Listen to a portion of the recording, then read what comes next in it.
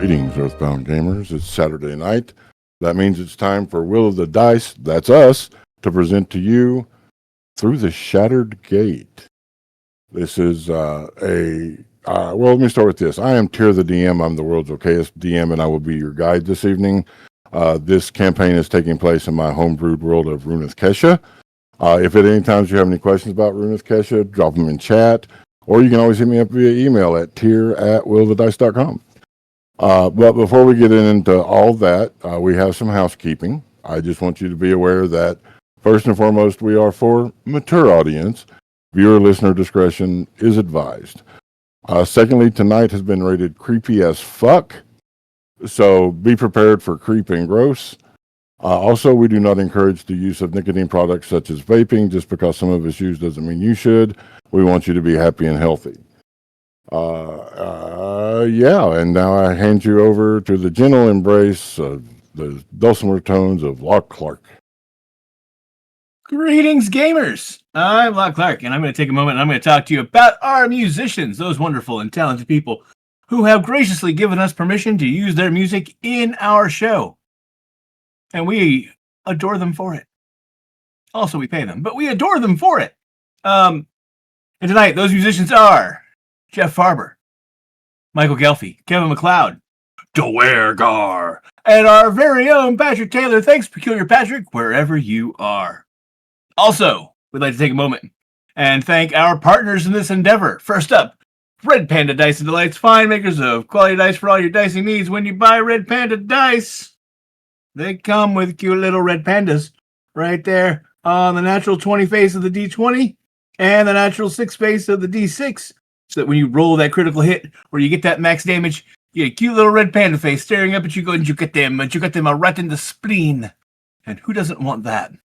Also, they got plushies like this little guy. He's wearing a hoodie. That hoodie has a pocket. You can put shit in that pocket, but I'm not going to tell you what to put in there. Because I'm not your mom. So to get your very own dice or plushie, head over to redpandadice.com and tell them Tyr sent you. Also, we'd like to thank our other partner, Stalwart Makery. Stalwart Makery makes high-quality wooden gaming accessories like dice trays and DM screens. Like the dice trays that Tyr and Ames are Vanna Whiting for you right there. They are gorgeous. They are lovely. They roll great. Or I should say, I don't know how they roll. The dice roll great in them. So, man, you know what I meant. Listen to what I mean, not what I say, damn it. Yeah, they make a great sound when you're rolling them. It's really nice. We all roll in Star Wars trays here.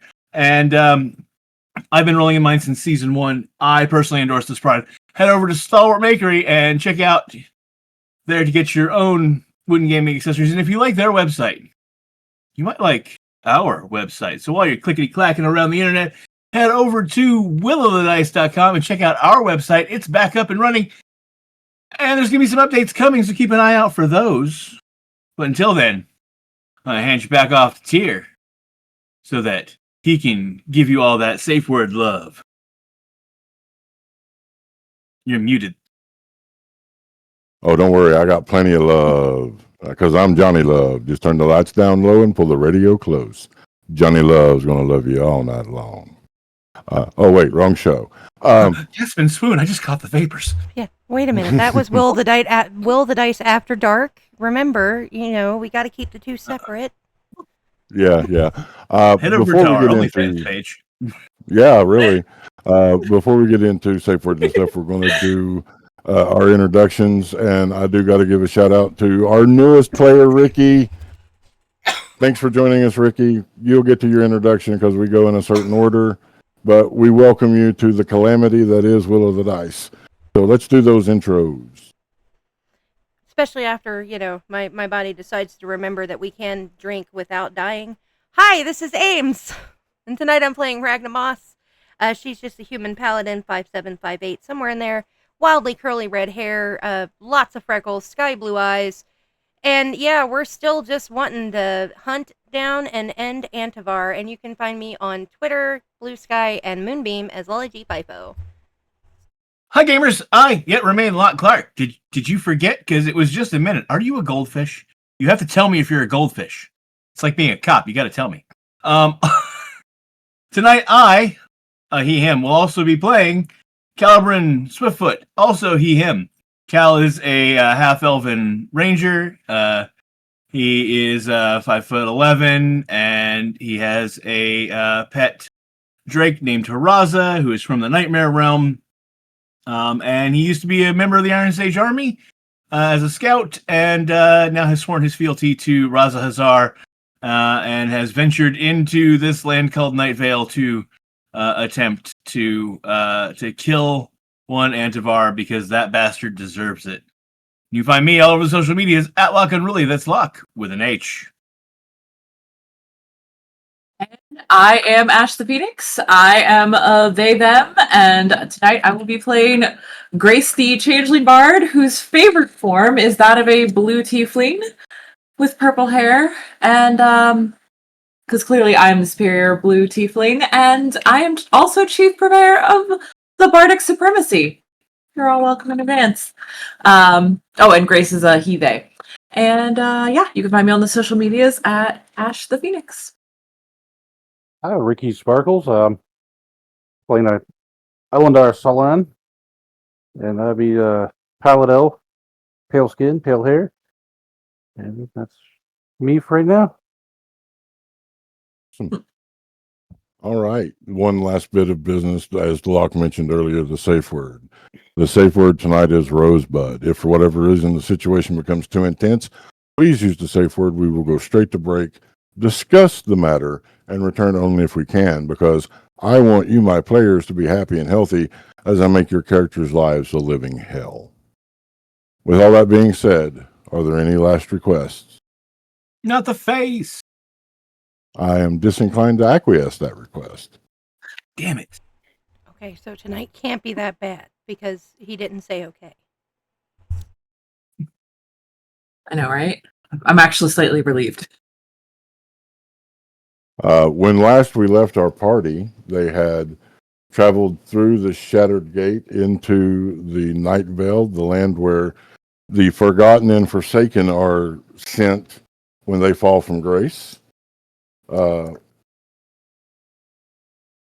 They had met the purgatory town of Hell, some of its inhabitants. They had discovered that to the west lies ancient ruins. To the east lies a desert of large bone, and to the south lies a cannibal camp.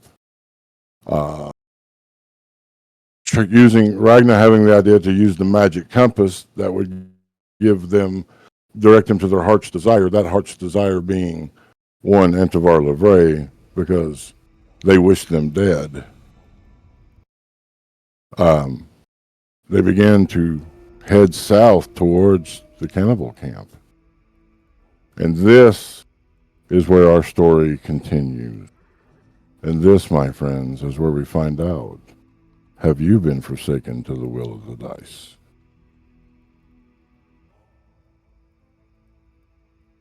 You know not the name of the wasteland you travel. You know only that it is a disturbing journey that forces one to question mortality.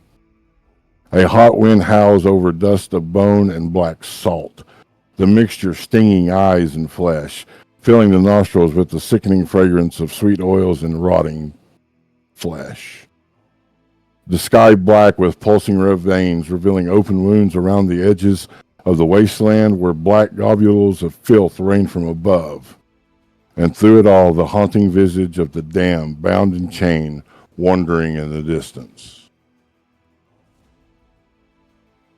You all are here in this wasteland. You have not been in this part very long, as you had just turned south. So tell me, my players, what is it that you would like to do? First thing I do is I pull up my mask and hood and imitate a Calcafar so that I'm not getting pelted so much in the face.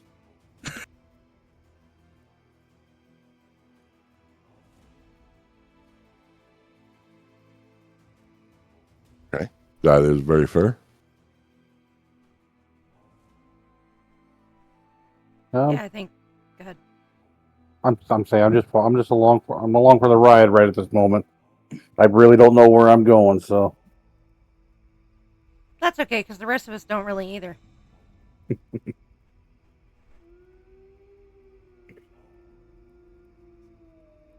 Well, you can go to hell if you change direction. But No. No, I'm going to keep us on a southerly tack based on what I saw when I took to the air last towards the cannibal area where there were a bunch of fires burning. And every once in a while, I'll check in with Ragna to make sure the compass is still pointing that way. And I'll start breaking trail. all right. You all travel. Roll a d6, Calibran.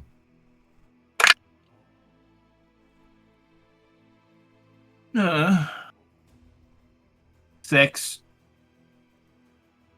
As you're traveling, the wind begins to raise higher and higher, stronger and stronger. Your visage completely blocked as this sandstorm comes rolling through.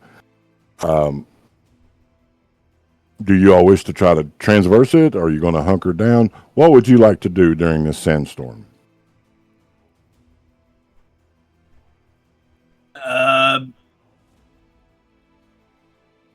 Yeah, we should hunker down because visibility is going to go to nothing, and I can't keep us on a straight path if I can't see where we're going. So I will suggest to everyone that we try and find some place to shelter in place until the storm passes. I mean, I do have Liamon's tiny hut. I can make us a shelter. Perfect. Yeah. Sounds good to me. I'm gonna cast that. Because, ew, sandstorm, this hair was not made for sandstorms. Neither were our faces, lungs, any of that. I mean, But yeah. that's fair. Yeah. Look, priorities, okay? Priorities. Grace, if you can roll a d100 as you cast Liamon's tiny hut. Sure. I object. Overruled. Shut. I didn't have a good reason for objecting. I just wanted to object. I don't know. Just that it was scary. That's fair. On principle. Yeah. I know, right? That's a 20. As you cast Liamon's tiny hut, the dome appears here. You can tell it is visible because of the sandstorm forming around it on one side. But you notice there's a red pulse, like a ripple through a lake, that generates out, traveling in all directions. Interesting. That doesn't usually happen. What? Well, when I cast that spell, there was some sort of weird red ripple. And, don't get me wrong, I like to cause a stir, but this is not the time and place, I don't think. I don't like that. Oh, there's nothing for it. Get inside. We'll figure it out after the storm. Well, it's already centered on me, so yeah.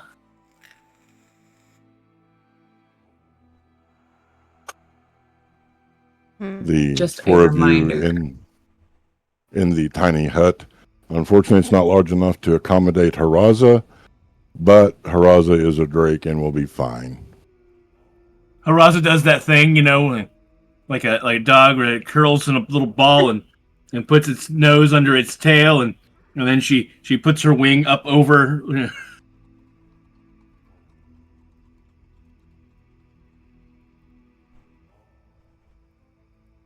Roll a d6, Calibran.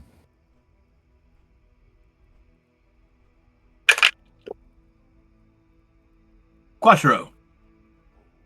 4 hours pass before the sandstorm dies down.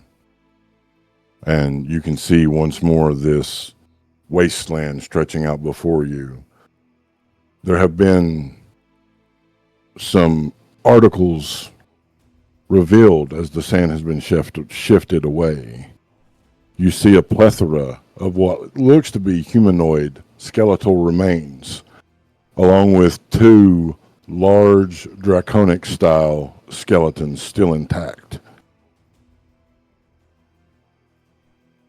Wow. You don't, Antivar brings us to the best places. you don't see that very often. Charming.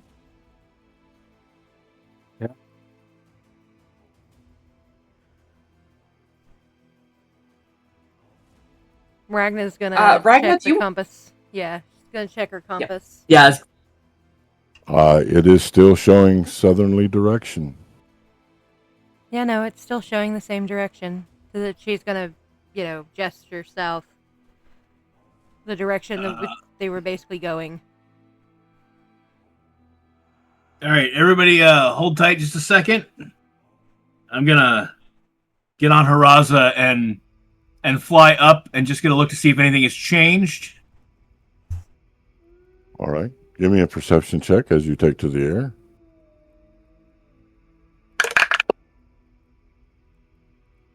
That is a natural 20 for a total of perception 34. 34. No, everything is exactly as it was, but with a 34, you do notice something. There is a trail of displaced sand humped up above the rest of the sand, making a line towards the tiny hut. Something's coming. Something big is over the Wispinator. Something moving fast underground, coming straight at the hut. Of course there is. So, Do we want to clear out now? No, I'm getting out of the hut. Yeah, as a reminder, Liam's tiny hut does not have a magical floor. You are sitting on sand. Yep. Yes. Ragna's gonna ethereal pursuit. Okay. And that 1 mile. covers. That allows me to see any celestial. It lets me see any divine being, celestial or fiend, and undead for up to 1 mile at this level. There is something very undead and very large heading to you at a very fast pace. That moment, going to also bonus action and activate my Elder Champion. Yeah, it's large and undead and traveling this way very quickly. I'm going to pull out my bow and I'm going to stand up on Haraza's back.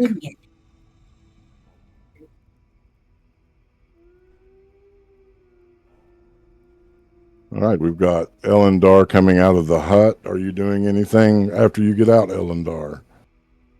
It's gonna kind of steel myself, ready for whatever's getting ready to happen. All right. Are you exiting the hut as well, Grace? Sorry, we had a minor catastrophe. see Yes, what you I did will. there. I'm gonna go ahead. Yeah, I'm gonna go ahead and when I exit the hut, it'll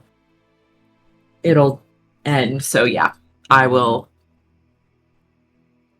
Actually, before I do that, I'm going to ask, because it lasts for 8 hours, do you guys want me to keep this up or just go ahead and drop it? Probably drop it. Okay, and so I will drop it. Right. All right. The large mound of Bugs Bunny style dirt or sand coming towards you will explode, debris going everywhere as a mammoth creature looking something like a golem but huge appears. Let's roll initiative and kick on over to Foundry.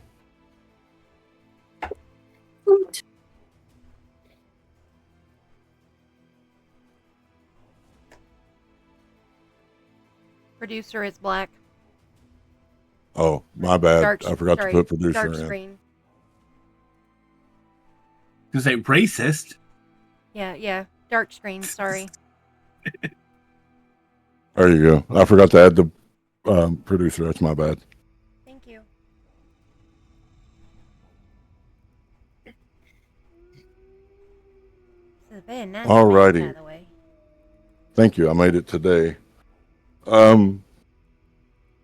Elendar. 19.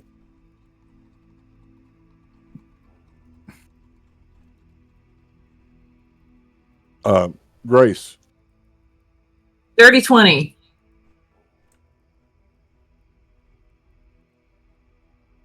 Caliban. Blackjack 21. And Ragna. 23.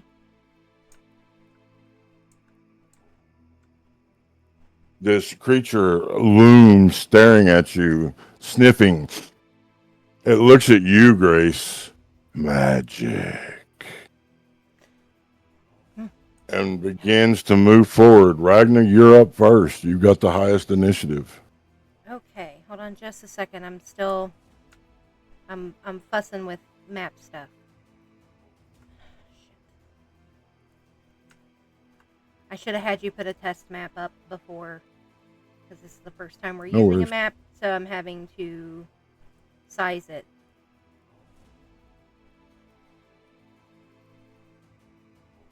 While we do that, we want to give a shout out to our viewers that have returned after hiatus. We have Brent Zarash with us. Brent is the proprietor of Stalwart Makery. They are the ones that make the beautiful dice trays and the amazing DM screen that I have. Exhaust Head is a longtime viewer, friend of us. And we have someone new, Dorkzilla93. Welcome, Dorkzilla. Thank you for being here. Do you know who Dorkzilla is? Hi, Dork. Grace? That is my baby brother. Well, welcome, So, baby Mark. brother Dorkzilla. Thank you for tuning in. All right, we got our map up. Yeah, I made this. I should have streamed. I need to start doing that, streaming when I'm making maps and stuff. But we will kick on our combat music. And Ragnar, you're up first. Yeah, one more second. We got it up, but I don't have it where I need it. There. Woo. Okay. All right. This guy is 20 foot. Ha. All right. And he's undead. So Yep. that means good things for me. So gonna use object interaction to hit both of the triggers on my magic bracer. So my shield's going to come clanking out and then separate and become the animated shield that's going to float around me so that I can two-hand my first blade of the sisters. And we're going to go the 20 feet due west in front of me, essentially, to attack this dude. It's 15 feet. Sorry, I added 5 that wasn't there. You know. There we go. And we're going to make our first swing. Oh, I already activated the Elder Champion, so I get 10 hit points at the start of my turn, but I'd have no damage, so whatever. Sounds good. And because this is undead, I get advantage on this guy, correct? Yeah. That is correct. Yeah. All right. So that will be a 28 to hit. It'll be what? 28 to hit. 28 hits. Okay. So first hit, that will be 10 points of slashing damage. On my first attack, I also get my Twisted Spear Mastery, as well as my regular Divine Smite. So that's going to be a total of 8 d8s against them, but 11, 13, 15, and that makes 19, and then the other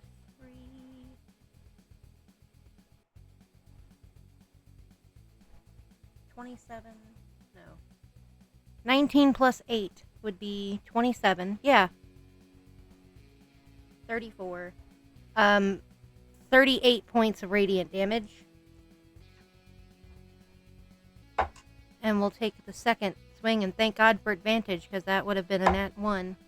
But instead, that is a 24 to hit. 24 just hits. Okay. So that will be 7 points of slashing, and this time he only takes the Divine Smite, because Twisted Spear only happens on one attack. So that will be 6 points of radiant damage. And then, because of my Elder Knight, I get to cast any spell as one action, as long as it's just one action, as a bonus.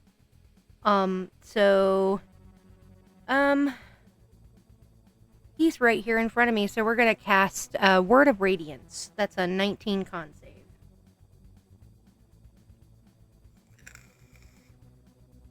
All right. For his con, he has a +8. Oh, of course he does. So I need to roll 11 or better. Uh-huh. That is a 17. Okay. So he takes 4d6. Yeah, because this is a... Yep, it's an all or nothing. So 5, 8... That's 9 points of radiant damage. I thought you said it was all or nothing. He rolled a 17, right? Yeah. So he takes half. Oh, I'm sorry. I thought you meant it was a 17. Your DC. No, he rolled No, a natural then he doesn't- 17 plus 8. Okay, then he doesn't take anything. Okay. Ragnar, that is your turn. Yep. Correct? Yep. All right. Stepping up with your blade, you cut two, a slash forward and then a backhand. Slits open and smoke and sand billow out before resealing. That will bring up Calibran. Cool. So, bonus action, Hunter's Mark, Okay. because reasons. And then we are going to shoot him twice.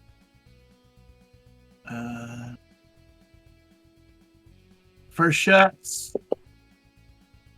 That is a 14 and 13 is 27. That hits. And we'll do 11, 12, and 5 is 17 points of force damage. We'll make that a nightmare strike. Ooh, that's crap damage. 2, 4, 5, 8 points of psychic. Okay. Second shot. That is a 25 to hit. 25 hits. For 18 points of force damage.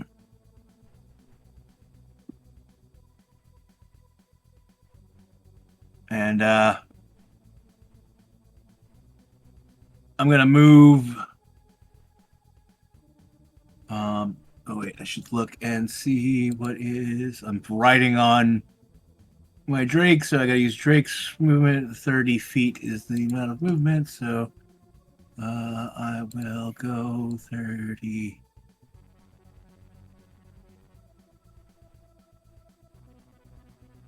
Yeah, Haraza and I are going to fly over here.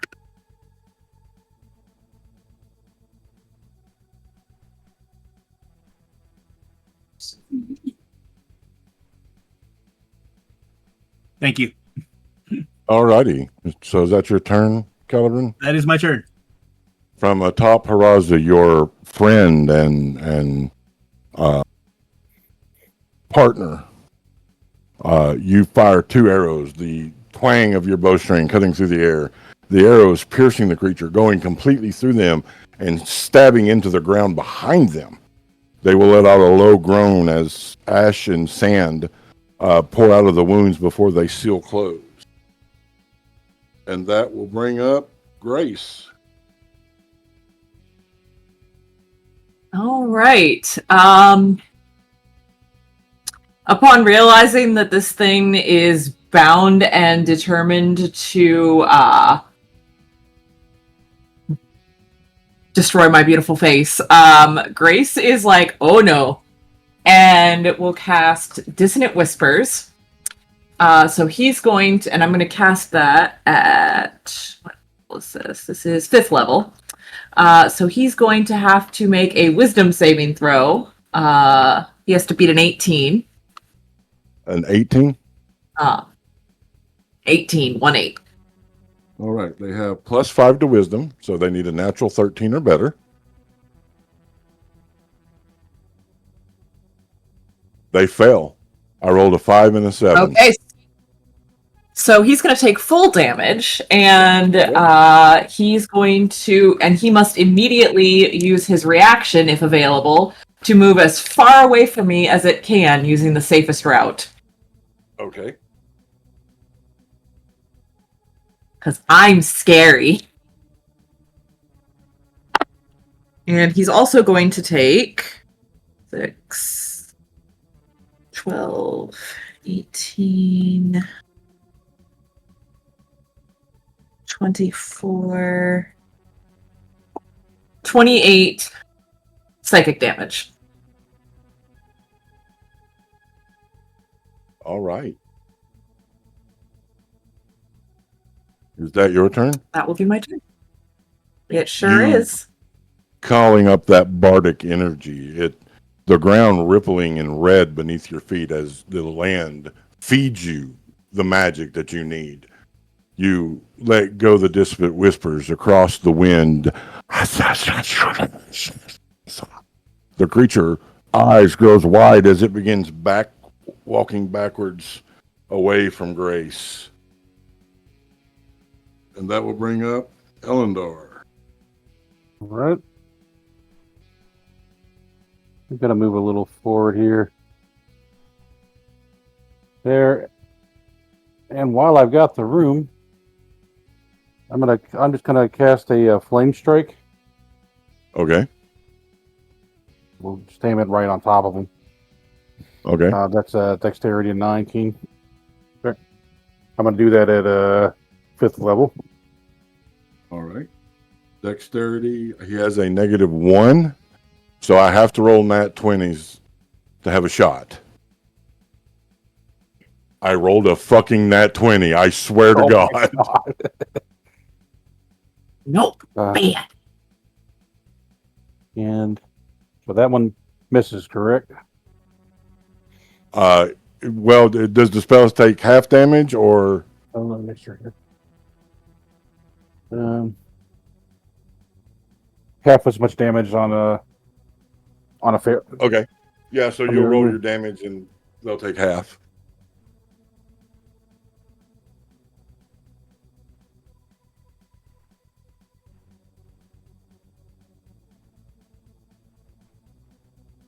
So it's 5d6 fire damage and 5d6 radiant damage. Okay. Uh, They'll roll the first. All right. Sorry.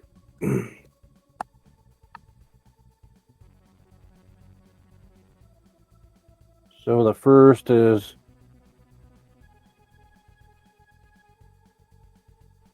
24 for Okay. the fire. Cut that in half, so 12.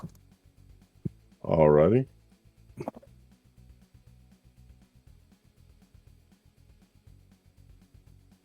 And 7 for the radiant. Alrighty.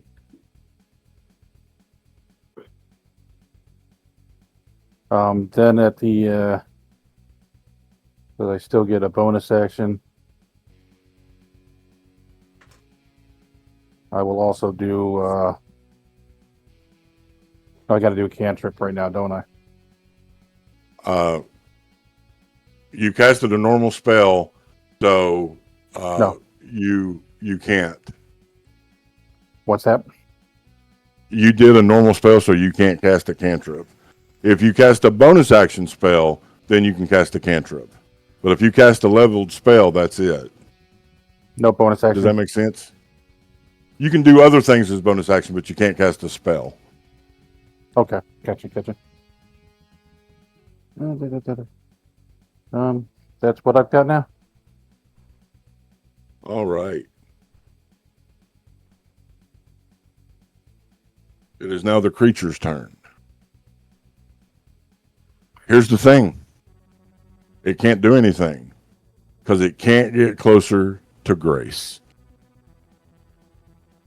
So I'm going to roll the save again to see if it becomes. How long does that last? Is it till the end of? I think it's just to the end of my turn. Let me double check.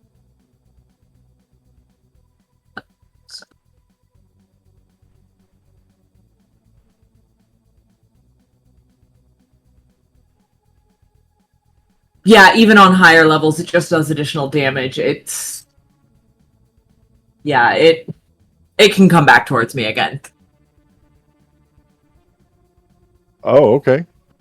Then Yeah. I am going to roll a d6. Ragnar, you are 1 and 2. Elendar, you are 3 and 4. And Grace, you are 5 or 6. We're going to see what this creature does. It's Alrighty. going after Elendar. I can't figure out why. Oh, Could be because he's a cleric.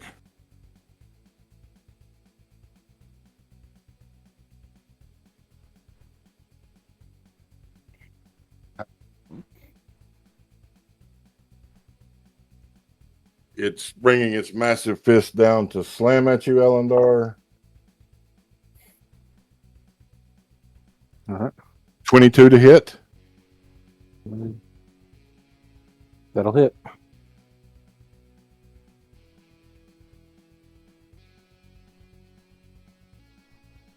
Okay. So that is. Let me roll the damage. I usually play off of Word, but it makes me bleed out too much and my camera won't focus. So I had to print it out, so I'm playing off of a sheet. I apologize if I'm going a little slow.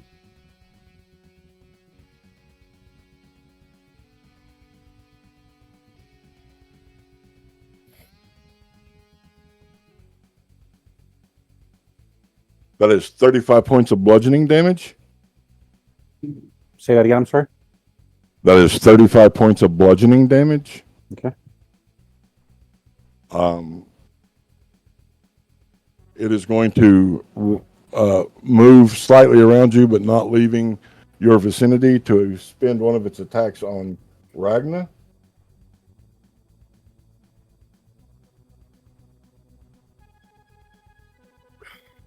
That is a 21 to hit.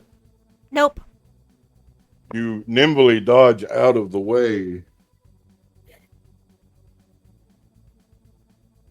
And that will be the creature's turn this turn.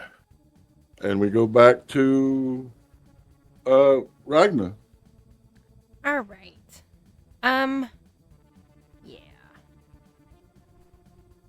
Yeah, we're gonna take our first attack. Oh, yes. That's a nat 20. Thank you, advantage. All right. Very good. Yeah. Roll a d20 to see if you take a limb. Yep. Do not say it. Okay. Hold on a minute. I had this written down and then things changed. All right, so full damage, that is 20 points of slashing damage, and then it'll be 56 points of radiant, and then I need to roll my stuff. So that is another 10 points of slashing. Alright, I just had you. Where did you go? Why are my 8s missing? There it is. 6, 11, 12, 17, 20, and 26 points of radiant damage. And then second hit.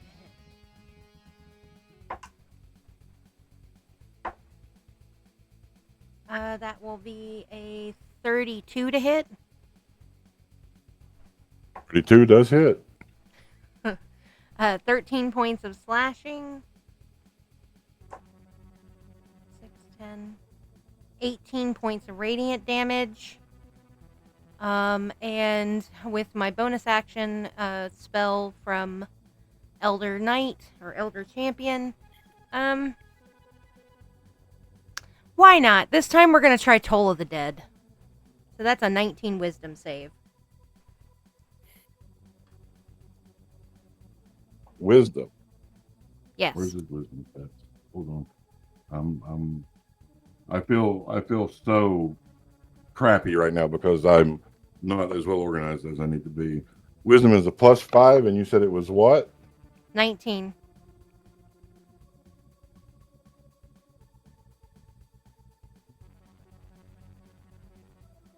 They fell. Okay, and tell me, are they missing any hit points? Oh yeah, you just did damage. Okay, because it goes from a 1d8 to a d8 to a d12 if they are missing any hit points. So that's 4d12, that's 10, 17, 18. 25 points of necrotic damage. All right. That's my turn. Make a perception check, Ragnar. Okay. Watch the necrotic damage didn't do anything. That's player, not Ragna. 19. Oh, the necrotic damage did something. You see it flash red across its chest, and it becomes fuller. Oh. Oh. Does she have a second that she could shout something to them? I'll allow you if it's short. Yep. No necrotic. That's good. All right, Cal, you're up. All right. I am gonna bonus action cast Swift Quiver, which will take effect next round.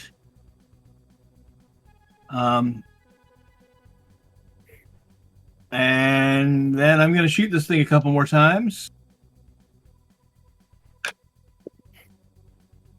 That is a 18 and 13 is 21, 31 to hit. Yep, that hits. For 21 points of force damage. And we'll make that a nightmare strike. That's a bit better. Be 11.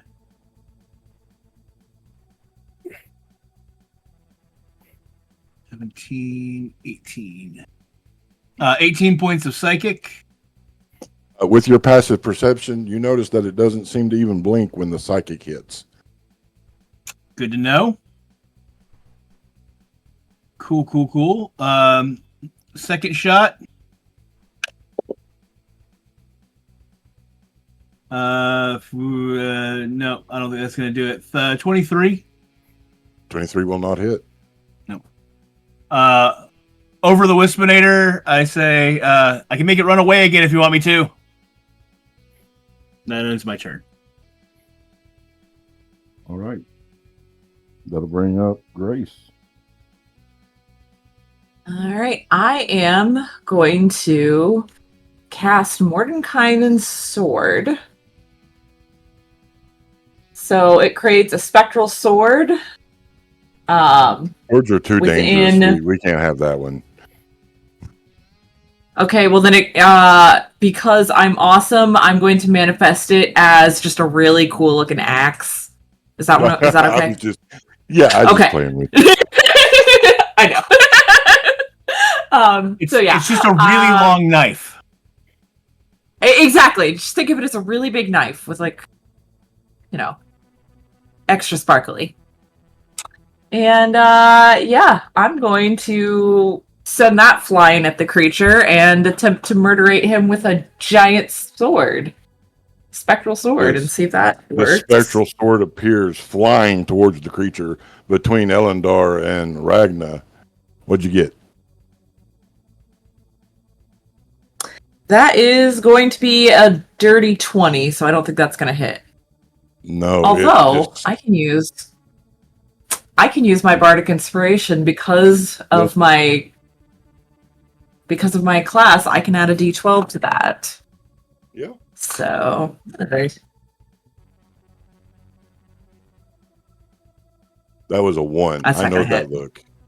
It sure was. The Sure was. blade flies towards it. It waves its hand, and as it waves, a tracer of red energy intercepts the blade. Is that your turn, Grace? Okay. Yeah, that's gonna be my turn. So the sword's still there. It blocked it. Yeah. Elendar. So cool. Can I ask a question real quick for a second? Yeah, go ahead. So, because I do have turn undead, Yes, you do. one action, but I also have seer undead. That's a continuation of Turn Undead. That's what When you that's hit what a certain level, it becomes Seer Undead. Okay, so I just do the seer undead instead of the turn undead. Yes. That's what I wanted to know. Okay. So at this point, I'm gonna go ahead and cast seer undead. That Okay. is a let me get there for that. That is a Oh, no, Seer Undead is different than Turn Undead. that's what I'm Turn trying to figure out. Undead, yeah, I was just rereading it. Turn Undead turns into Destroy Undead. Seer Undead, you do 5d8 radiant damage. But the problem I'm having with turn undead or seer undead, what it was saying over here is that seer undead requires a failure on turn undead. Right. Can I? So cast it's sort both? of you're sort of doing both at the same time. You're trying to turn it, and if you do turn it, you hit it with 5d8 radiant as well. Yeah. So the problem I'm having with this is they both say they're one action to cast. Together, they kick off together. They kick off. That's what I wanted to know. Okay. So first thing I'm going to do is do turn undead, which is All right, what's the save? wisdom 19. Okay, he's got a +5 on wisdom, so I need a 14 or better. That's a natural 20, so that's a 25. That's about all I can do. I can't take this. That was a spell. No, I do got to make sure I mark that down. Now that's not considered a spell, correct? No, So I can still do a that is cantrip. a cleric abilities. So you can do a bonus action spell, or so. So I will just do healing word on myself. I believe I Okay. can. Yeah, creature within. Yeah. That I can. Okay. Because I can't. I don't know. Yeah, because I can't. I don't have anything else I can do right now. So I will heal myself for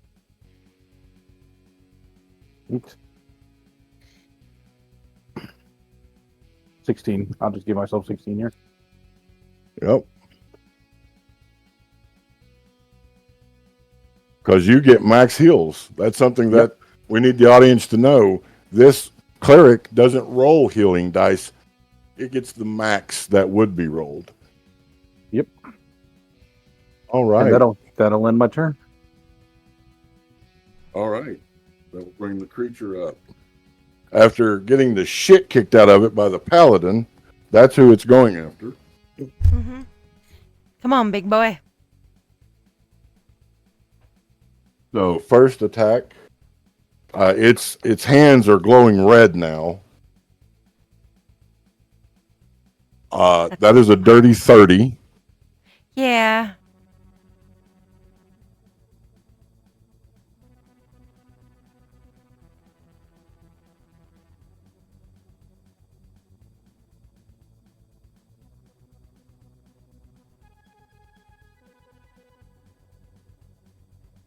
That is 22 points of bludgeoning damage. And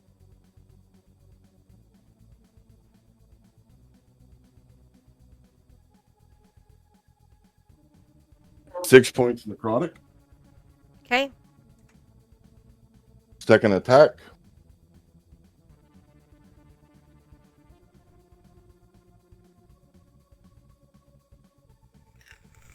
Is only a 21. Now that does not hit you. Nope.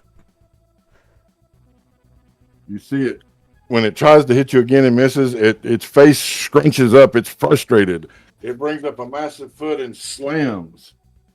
And I need everyone to make a dexterity saving throw. Please remember, if you're within 30 feet of me, you get your +5. Okay, I'm on. Plus two dice. Everyone? Only in the Let me party. measure. Yes, everyone. Okay. Okay. What is your concern, Locke? Oh, I'm up in the air on top of Haraza, so I didn't know if it was going to affect me. You I'm not on the ground. You didn't specify that Haraza was flying, so no, Well, you don't have to. I'll allow it. I never landed. I went up, saw the thing, and I never came down. So, yeah. So no, you don't have to. Elendar. 26. That is 24 points of force damage. Say that again, I'm sorry. Right. 24 points of force damage. Grace. Also 26. 24 points of force damage. And Ragna. 21. 24 points of force damage. Okay. And that will bring up Ragna. I can't miss being a little bit sassy. So, as part of my Elder Champion first thing, I get 10 points back at the beginning of my round, and this is the first time I get to actually use that. So, got 10 points of healing back. After he stomps his foot and does that, Ragna's going to be like, oh, you want to throw a temper tantrum? She's going to stomp hers and do Destructive Wave. Destructive energy ripples outward from you in a 30-foot emanation. Each creature you choose in the emanation makes a Constitution saving throw. So that is a 19, and then you take half of a 5d6 if you pass. It's half 5d6 thunder and half 5d6 radiant or necrotic. I am declaring radiant damage. And it's prone if it doesn't pass. Don't do that. Remember, you saw the radiant damage wasn't doing much to it. It was, but I know, but necrotic, made it. Oh, it's either necrotic or radiant. Okay, I get you. Sorry. You trying to make me fail? No, but he failed his saving throw. No, Okay. Well, he's going to be prone. He wants prone. us to heal his monster. Yeah, he's going to be prone, too, after this. So, hold on a minute. 11, 13, 14, 16 points of thunder damage, and 6, 12, 14, 17, 18 points of radiant damage. And he is prone, but now I get to take my 2 attacks. She's gonna take her first sword of the Sisters of the Twisted Spear and just, stab at him. Because now it looks more like a glaive. So that's a dirty 30. That hits. Okay. That'll be 10 points of slashing.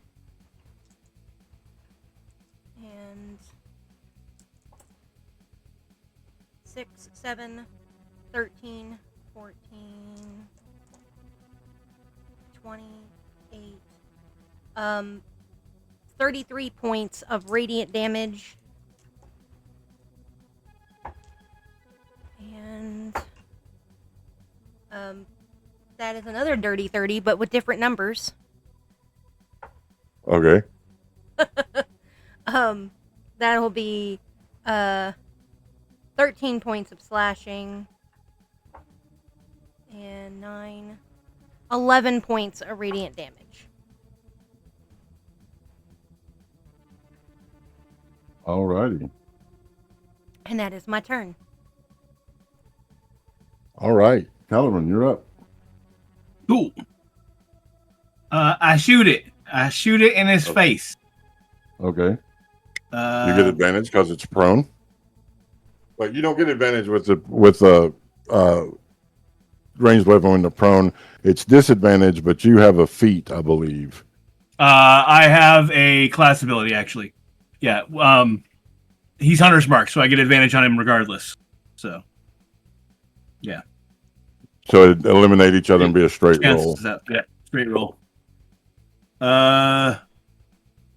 24 to hit.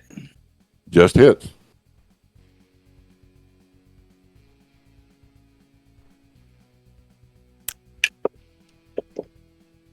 For 13 points of force damage. Second shot. 25 to hit. That hits.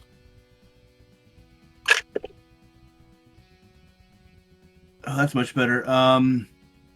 25 points of force damage. Bonus action, first shot.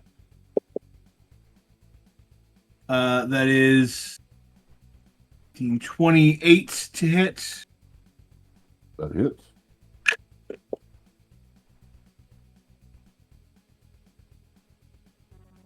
Well, and 17 points of force damage. And last shot is 11 and 13 is 24 to hit. For 21 points of force damage.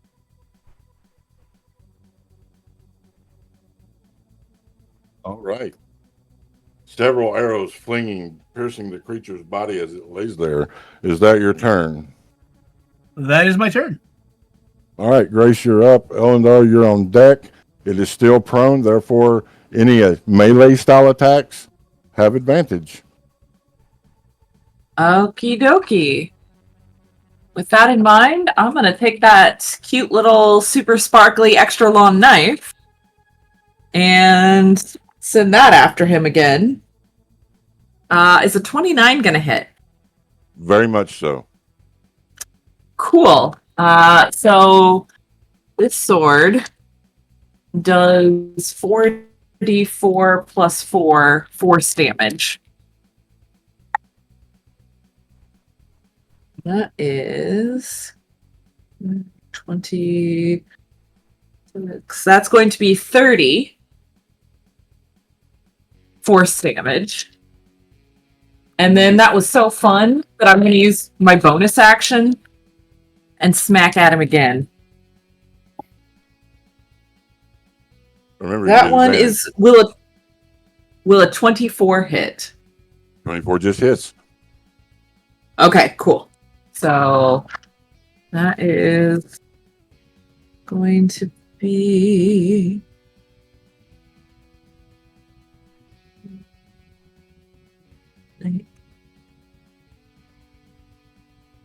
also another 30 damage.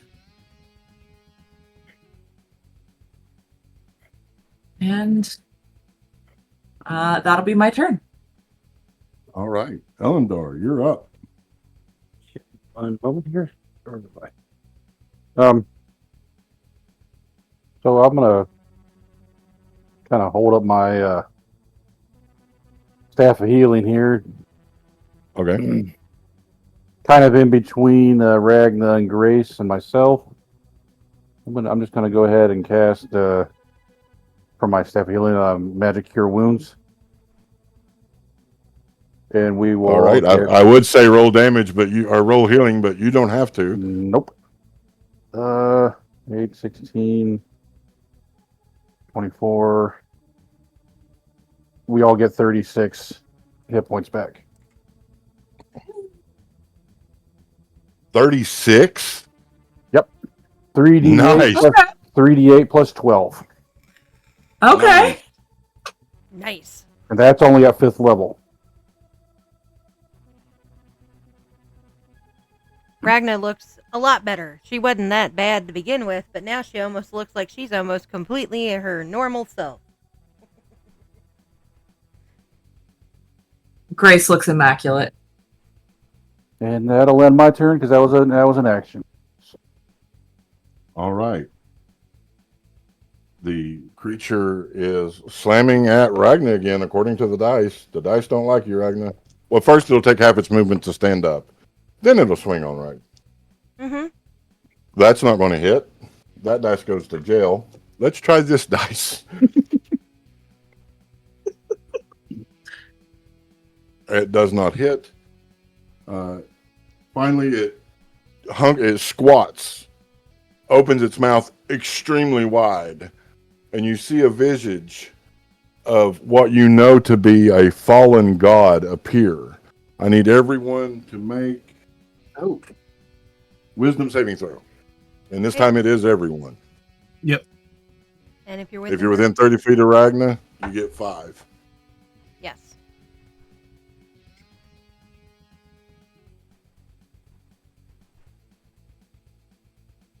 All right. Elendar, 19. 19. That has no effect. Grace, 21.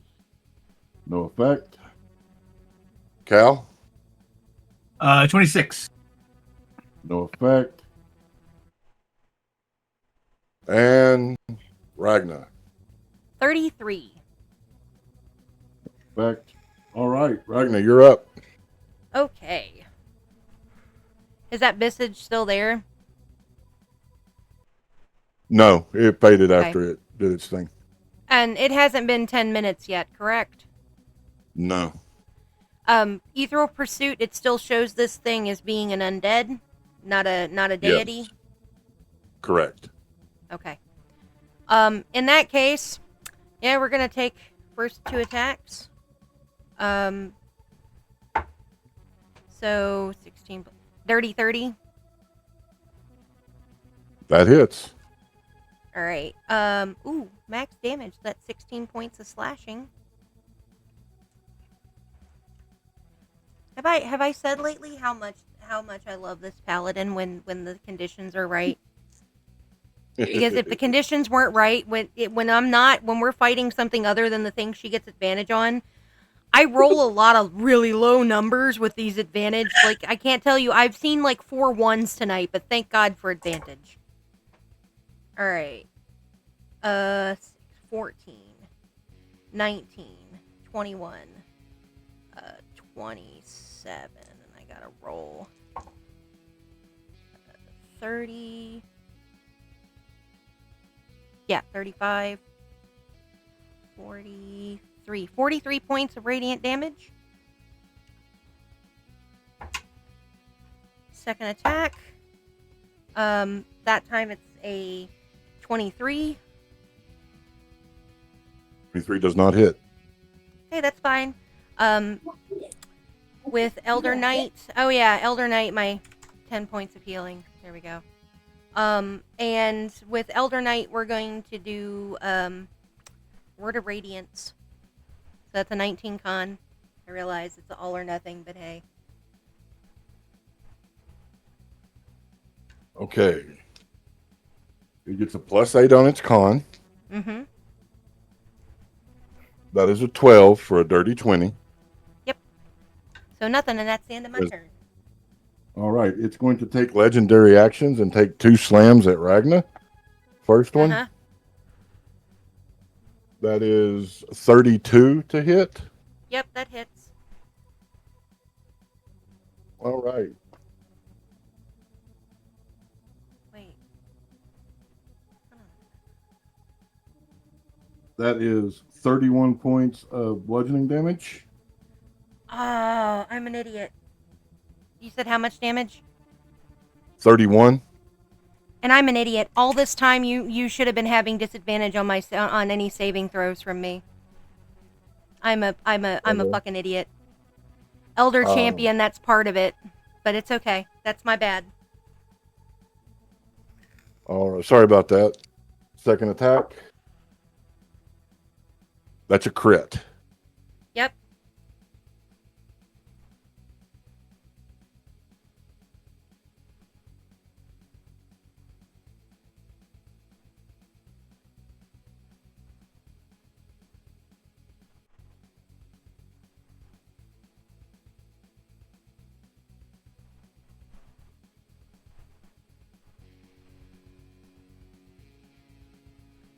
That is 81 points of bludgeoning damage. Okay. And that will bring up Caliban. Ooh. All right. I shoots it in the face piece. All right. A lot. Not with that roll. Second attack. That's better. That's a bear hit. That's a 11 plus 13 is 24. That hits. For 6 and 9 is 15 points of force damage. Bonus action attack number the first. Much better. That's going to be a 30 to hit. Yep. For 19, 24 points of force damage. And bonus action attack the second. That's going to be a 25 to hit. For 10, 18, and 5 is to 23 points of force damage.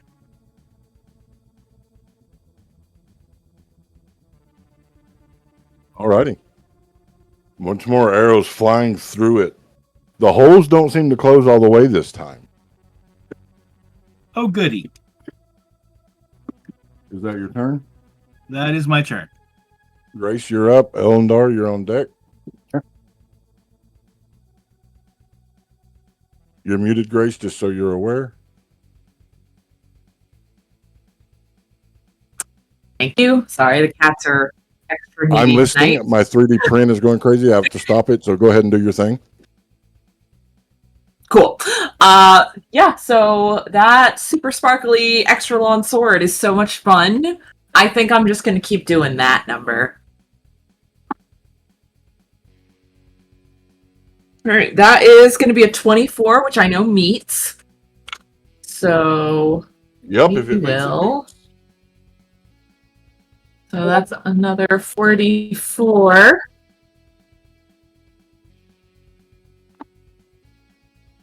Or did I say D4? I meant D12. Okay, that's not as much damage this time. That's only 10, 7, 30.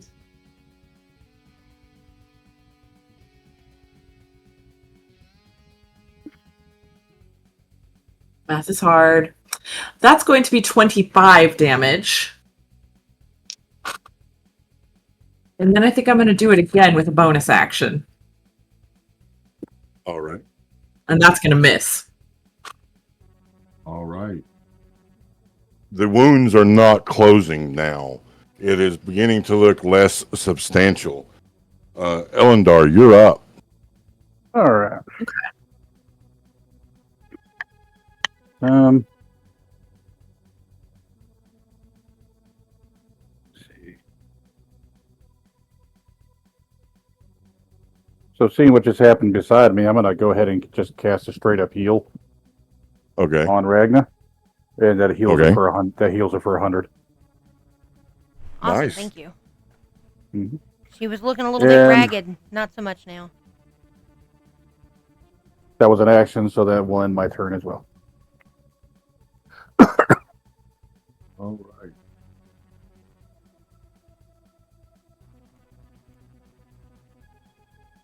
It's going after Ragna again.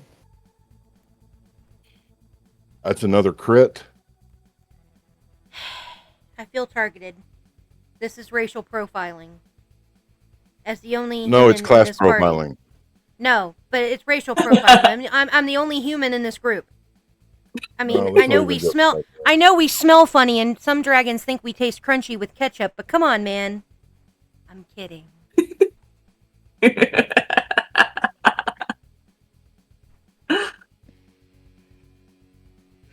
That is 92 points of bludgeoning. He just healed me. Ah. Okay. Fine. Glad I did.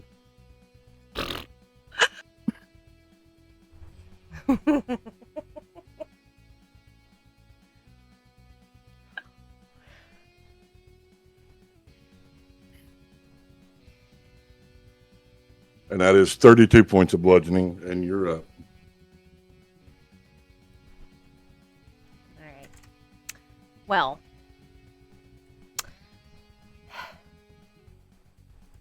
We're not going to stomp our foot this time, but Elder Champion, well, first off, Elder Champion, I get 10 points of healing at the start of each of my turns. And this time we're not going to stomp our foot. We're just going to cast 5th level Destructive Wave, and of course he is the only thing named. So that is a 19 con save with disadvantage. I remember Right. this time. So that'll make it a straight roll. You got a +5 to con, so he needs a 14 or better. Mhm. That is a 2. So you failed. Yes, miserably. So he's prone again.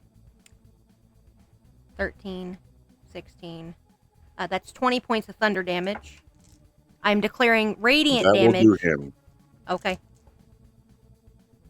Your destructive wave, he bursts into a pile of ash and sand drifting away on the wind. And we come out of combat. The land once more silent, except for the sickening as the globules are now falling around you. This thick black ichor as the wounds of the sky drip. Oh. Gross. You know, maybe it's just because I have a little trauma from that whole demon blood thing and all of that, you know, a long time back. I think that was well before Grace and Elendar were with us. Yeah. But, I'm she's kind of looking over at I'm kind of concerned about the black ichor. Y'all might want to make sure you're covered. Again, could be trauma talking. Myself, given the end of this, I'm just going to go ahead and cast another heal on the 7th level, and that'll restore 89 to Ragna. Ah, thank you. I have got to say, Elendar, you have come through clutch as a cleric. I know clerics.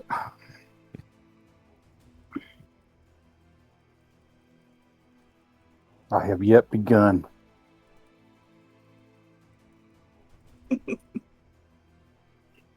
So, I guess now we continue south. You're looking at the globules falling from the sky, and the fact that they were before the fight they were over there. Now they're over here. If we start moving, do I think we can get ahead of the bleeding storm or whatever the hell this is? Make a survival check. Cool.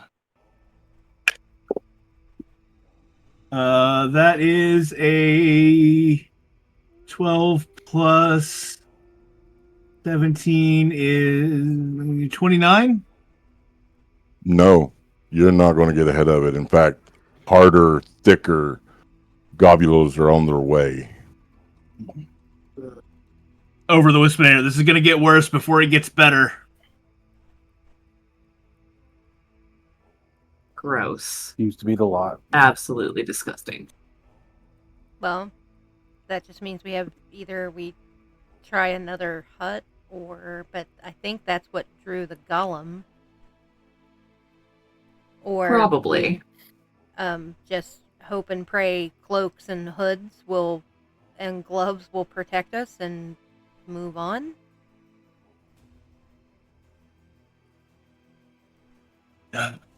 Yeah, I mean, Yeah, I think we're just gonna have to put up with yep. all of this. Yeah. I'm going to land. Oh, over this time out loud, not over the Wispinator. I do have some of that winter gear we had from way back.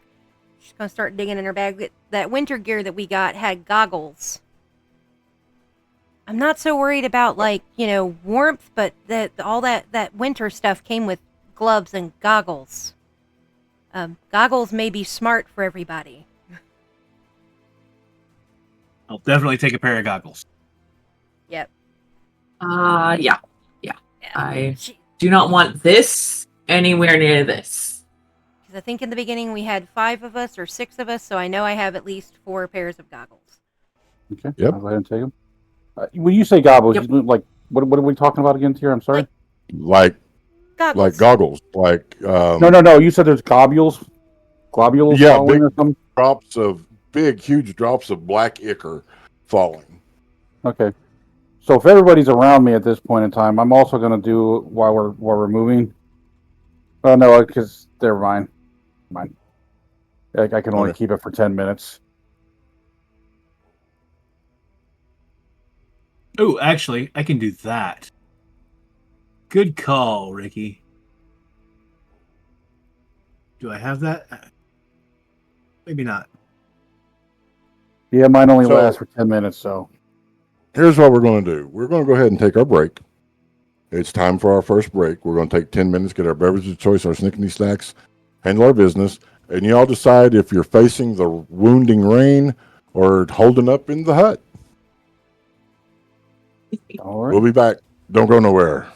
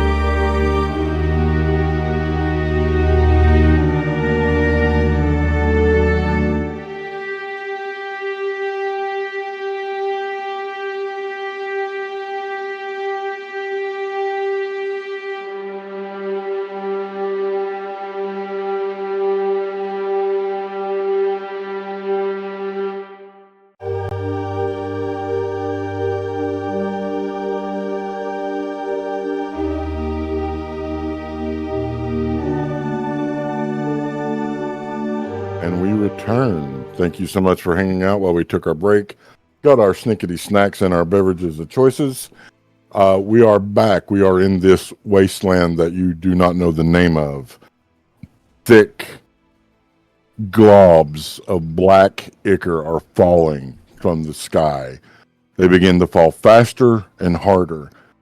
And places where they hit, you hear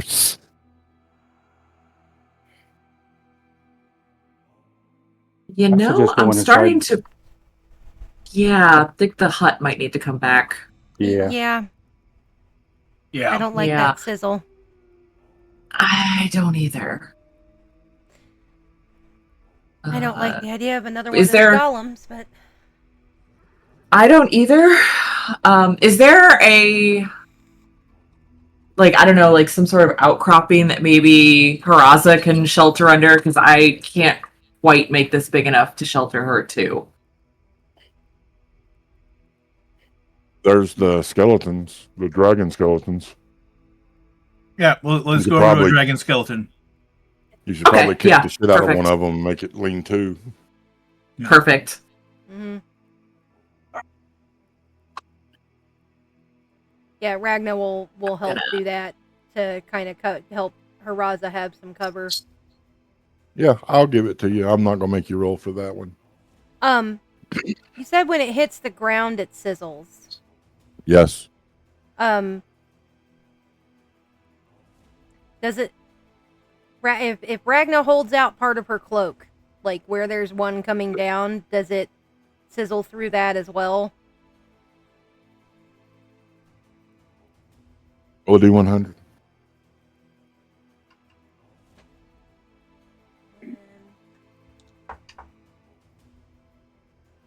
That's a 77. The glob hits your cloak, almost dropping you to the ground. It sizzles. The cloth where it lands instantly starting to decay, and from the glob comes 4 6-inch, 3-inch diameter worms with sucker mouths crawling towards your flesh. Mhm. Nope. That is 12 shades of nope. Maybe even Good. 13. She's gonna try to stomp the shit out of them. Okay, Ray shaking them off your cloak. You stomp them, they die. Okay. I just did that because I was wondering if it was going to sizzle through material. I was going to throw one of the tent canvases over this bone lean-to for Haraza. Still might be worth it, but it also might mean it makes more of those, whatever the fuck those little worm things were. Let's not for now. We'll see how it goes. Okay. That is actually disgusting. Yes. Thank you. Well, I don't know about the rest of you, but I'm going to have nightmares tonight. How's everyone else? Just fine. This is fine. It's great. Mm-hmm. Is it? Okay. Mm-hmm. Cool. Yeah, Are you Grace is going casting to cast... Lumen yes, I am. Roll a D100. Yes, I am. Okay.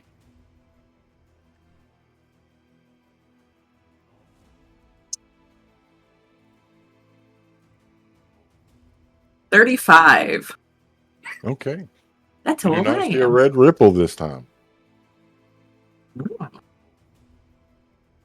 Good news, guys. I don't think this time I cast any cute little summoning charms with that spell as well. Oh, well, that's So, progress. It's fine. Fine.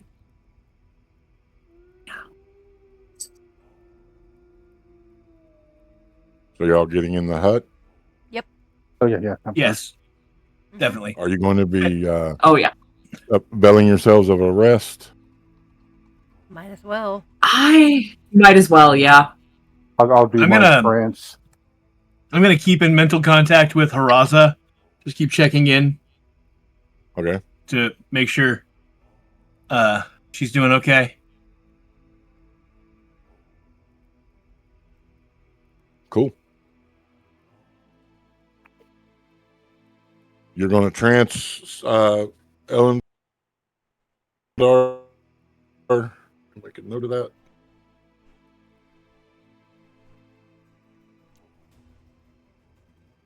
Are y'all going to set a watch? It's probably a good idea. Yes. I mean, I say I can transfer the first 4 hours, and then I'm good for the rest of the night. I'll take first. I could take second.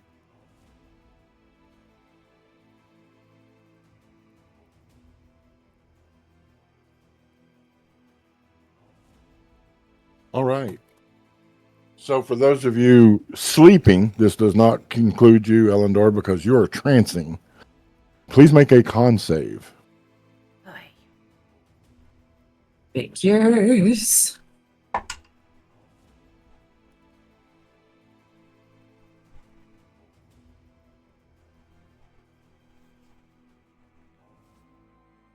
All right. Please remember you get a +5 grace because you're within 30 foot of Ragna. That is a nat 20. So plus 3 is 23, plus the extra 5 from Ragna is 28. All right, Ragna. 16 plus 7 is a 23.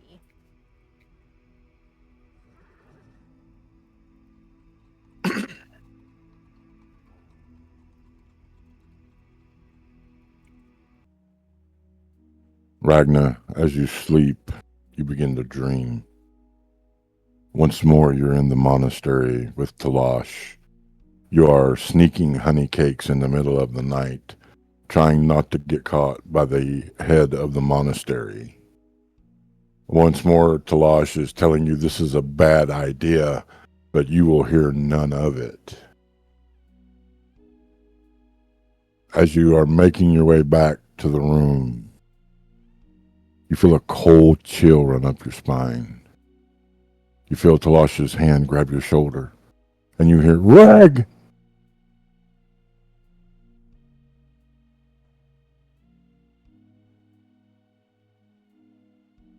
She What do you jerks do? awake. Yeah, she would jerk awake. You come awake. As you come awake, please roll a D100.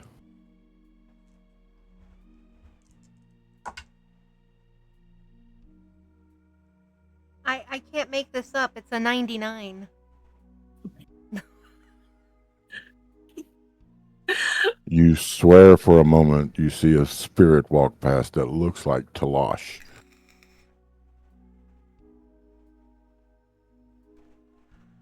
Yeah, she would jerk up with a gasp that anybody close would hear.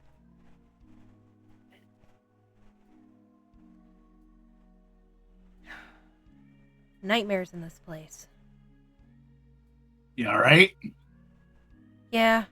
I don't know if that was just a nightmare or foreshadowing. It was a moment there where there was a spirit of Talash that was walking past.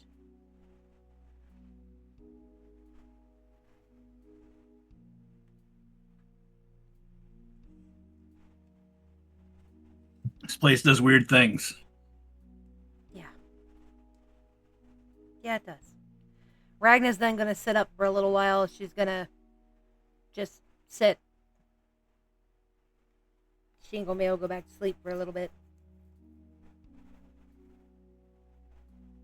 Muted here. Thank you, Elendar. Caliburn, while you're on watch, please make a perception check.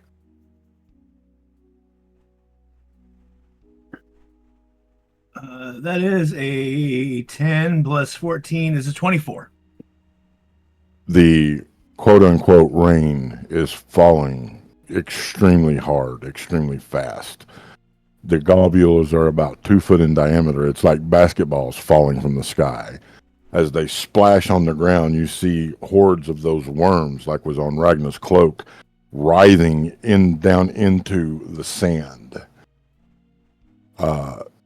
with that high of a perception, you notice some of them begin to devour others. And as they do, they grow larger from 6 inches to 12 inches, so on and so forth. Oh, that's going to be a problem later.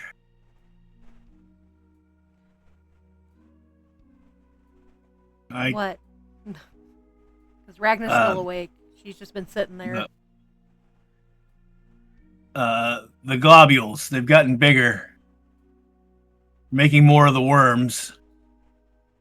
Worms have started eating each other. And as they eat each other, they get bigger.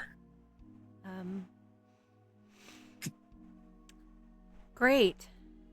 Yeah, they're doubling in size, redoubling, that sort of thing. The longer we stay here, the more I want a vacation home anywhere but here. Yeah.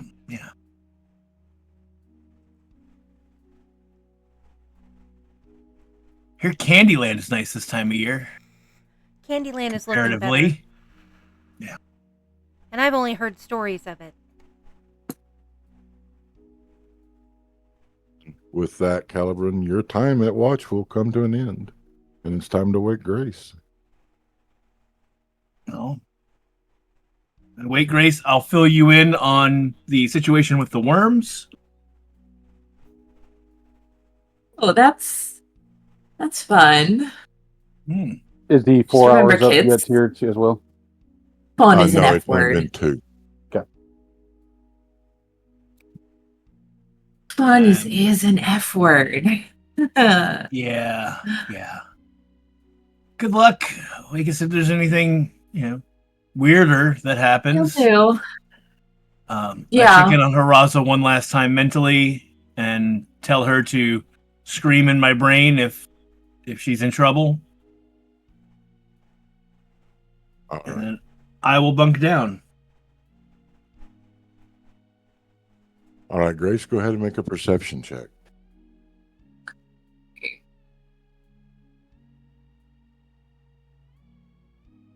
And I get the +5 from Ragnar on that, Yes. correct? Okay, cool. So that is 23. You see just a little ways out creatures that look almost like gorillas. They are large. They have long arms that they walk on their knuckles with. Their fur is matted, rotting. You see open wounds, pestering pus and fluids. Some of them are missing large chunks of skin and muscle on their face, showing skulls. They are digging through the sand, eating the worms. I'm going to roll a will save to not throw up in my mouth. All right, give me a con. That's a 13. Yeah, you wretch. Yeah, that's disgusting. That is disgusting. They're dragging out the larger ones, like 12-inch ones, and eating them like burritos. Nope. This is. I will. No, absolutely not. Dear Mother Superior, why did I think this was a good idea? I was so comfortable in my nice church. Oh. Yeah, no, Grace is absolutely disgusted. And it is your time comes to an end, and it's time to rouse Elendar. Yeah, I will go and wake him up, and I'll just be like, I would apologize for the mess, but there's something more disgusting out there. Just and I will take a look out and point see. out. Oh, it's easy to see because they're close to the thing. They're pulling out these worms, and the juices that fall down, you see, burn their skin, causing more open wounds, but they're devouring these things. I see. This is the stuff nightmares are made out of. Yep. This is actually the stuff nightmares are made out of. Like I know elves don't have nightmares, but this is what they're like. In case you were wondering. Glad I don't have them. Yeah. I'm gonna try to sleep, I guess. Okay. Since you're going to try, we're going to call this another con to see if you can sleep. Yeah, that's fair. I don't like this dice. I'm gonna try this one. This one's being nicer to me. Okay, that's much better. That's gonna be a 19. You are able to sleep. Cool. Elendar, as you're on watch, please make a perception check. Yep. That would be a 21. As you're watching this, you realize that there is always a food chain. There's always something bigger. You see what looks like a hairless bear. Its jaw partially hanging as blood and ichor drip from its mouth. It is mostly muscle, as if the skin has been pulled off of it. You'll see it will grab one of these ape-like creatures and begin tearing and gnawing at it. It is screaming in pain. The others run as it finally succumbs to its wounds and is dragged away. For lack of a better thing, there's always a bigger fish. Do I detect? Can I? What I'm assuming I would know that are these undead as well, Yes, they are. given my class and what I do. So I understand that. Yeah, I'm pretty good. you understand. Okay. And with that, dawn, quote unquote, will come. The rain is back once more at the edges of the wasteland. You all may avail yourself of a long rest.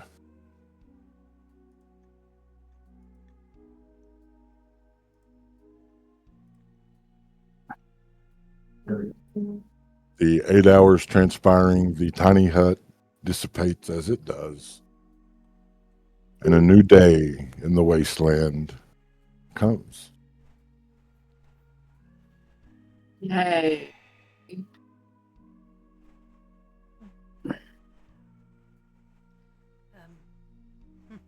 Okay, 1 second.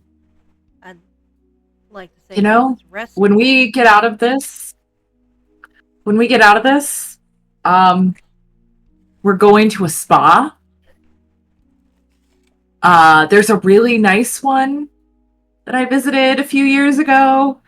You know, the best food, the biggest, cleanest bathhouses. Everything smells amazing. The fluffiest. We're going there.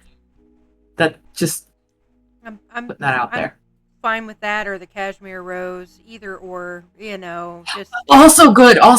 Yeah. not Good choice. here. Good choice. Yeah. Cool. Glad we're on the same page. We'll take the others with us. They don't. Mhm. They don't have a choice. They don't have a choice.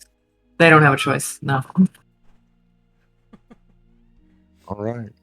You are awake. What do you wish to do? I'm gonna go check Well, out since the Haraza. spa's not available, Haraza's fine. For whatever reason, they left Haraza alone. that's actually really interesting. Mhm. I'll make sure I let everybody they- know yeah, they just get bigger and bigger. It ended with undead bears eating the Oh. undead monkeys. Oh, Oh, there were of course. undead monkeys. I must have dozed off and missed that part. Oh, yeah, you missed that. Oh. It honestly, you're better off for it. You're better Yeah. off. Right. Ragnar, you want to check in on the compass and make sure we're still heading the right direction? Yep, Ragnar will look at the compass. Yeah, I Still pointing south. still pointing south. She'll gesture that way, and I say it's probably best we just kind of eat our rations and on as we're going. I don't know about anybody Yep. else, but I'd rather not Yeah, stay here Yeah. much longer. Linger. Yeah. Agreed. agreed. As we're going, I'm going to kick up into the air with Haraza just to check the land, see if the land has changed. It has not. All right. Okay. Press onward south. Roll a d6, Caliburn.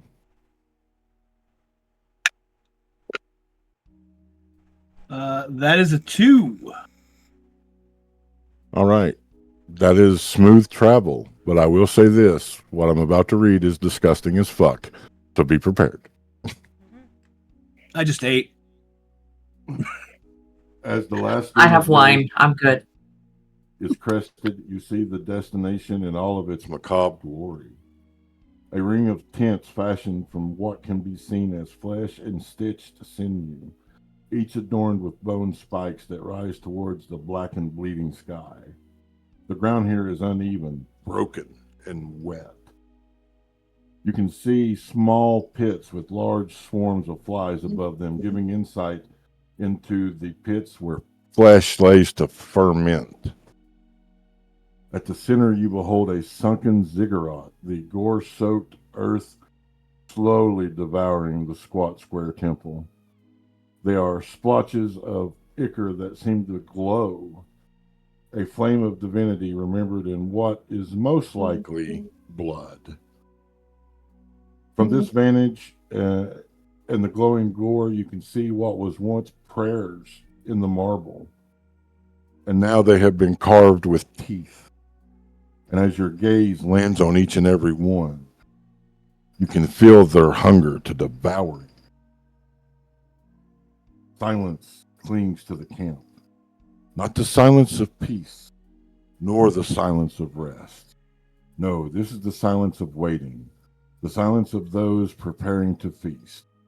This is the cannibal camp, and upon observation, you understand why the town of Hell held such reverence for this place. They do not guard their captives, they devour them. And worse yet, they remember the sweet taste.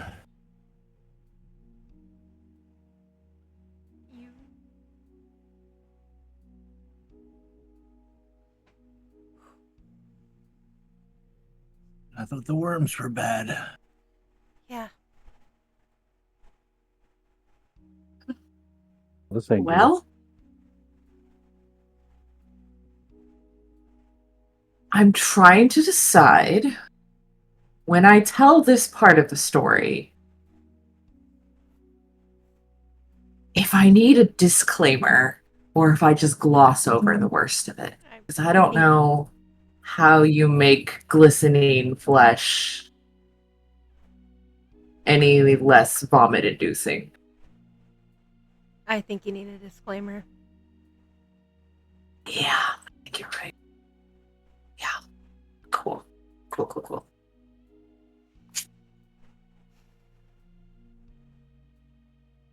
Well, shall we introduce ourselves to the locals? Ragnar's gonna check the compass one more time. It's still pointing south. Yeah, this is where the compass is still pointing. No, the faster we move through here, Of the course it sooner is. we can find Antivar and kill him. Yeah. Yeah. Let's go. 6. So y'all just going to saunter through the camp? What are you doing? Do we want to circumnavigate and go to the other side and see if maybe it just keeps going? Yeah, let's Let's hey, make sure he's actually in the camp and not. Everybody on me, real close. Like within, yeah. Okay. And don't go further than 60 feet away from me. 30.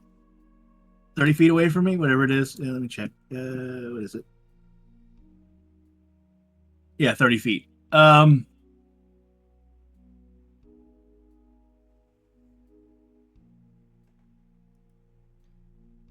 Yeah, I'm going to cast Pass Without a Trace on us.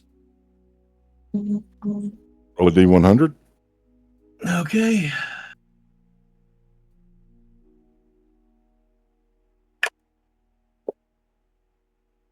$60 flat. Alrighty. So I take it y'all are going to stealth. So everybody give me a stealth check and add plus 10 for Pass Without a Trace.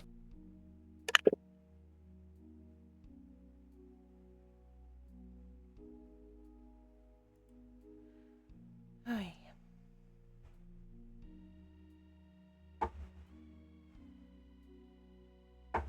Elendar, 23. Grace, 30.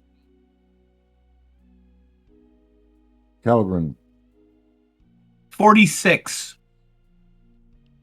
and Ragna. 24.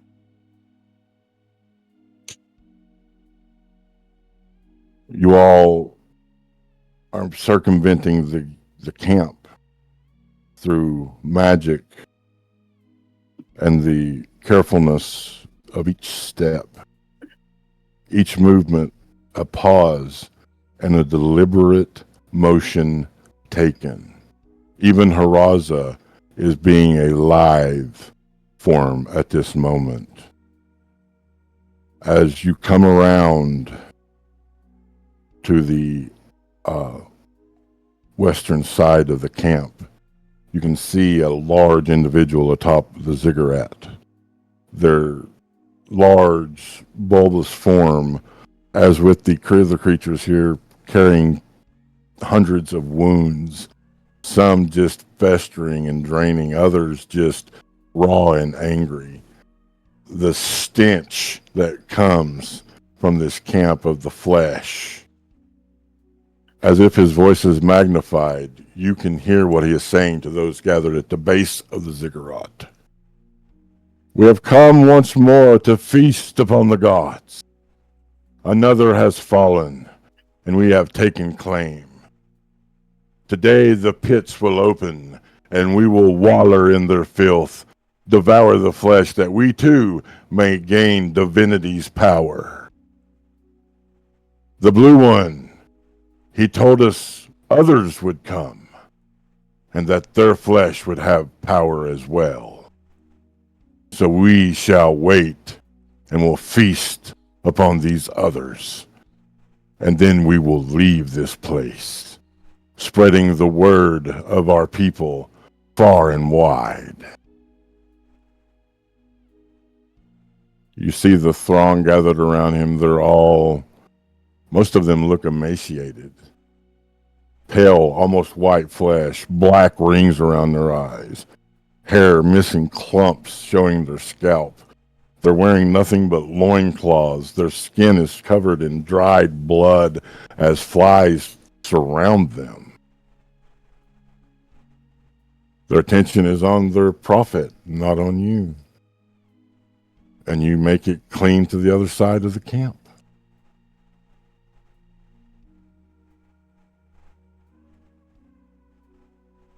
Over the whisper, check the compass. Yep, Ragna checks the compass.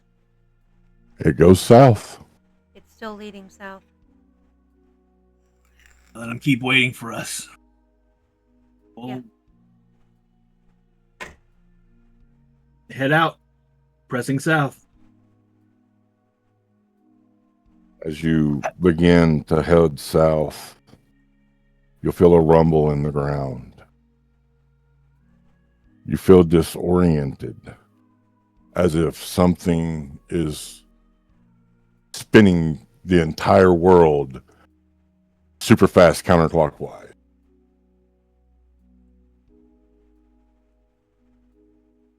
And then it comes to a stop.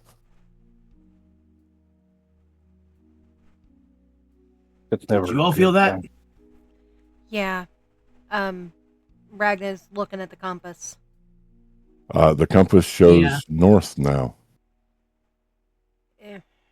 Which is basically back the way we were coming. Son Now of a the bitch. compass shows north.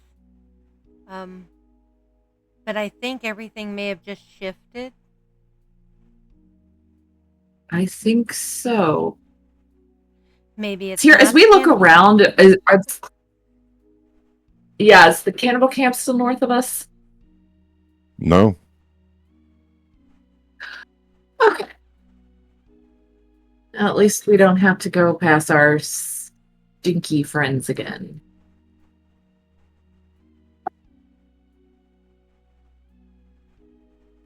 If that's where the compass Little- points, that's where we got to go, right? Yeah. Indeed.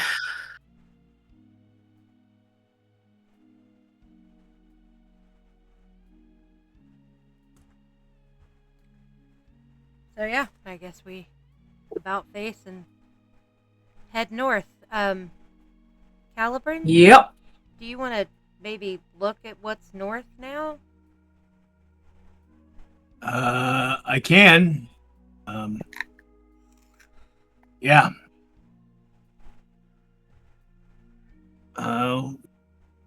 Climb up on Haraza and we'll kick up to fly up and take a look. All right. So as he's flying up, Ragnar, you'll notice that you all were facing east.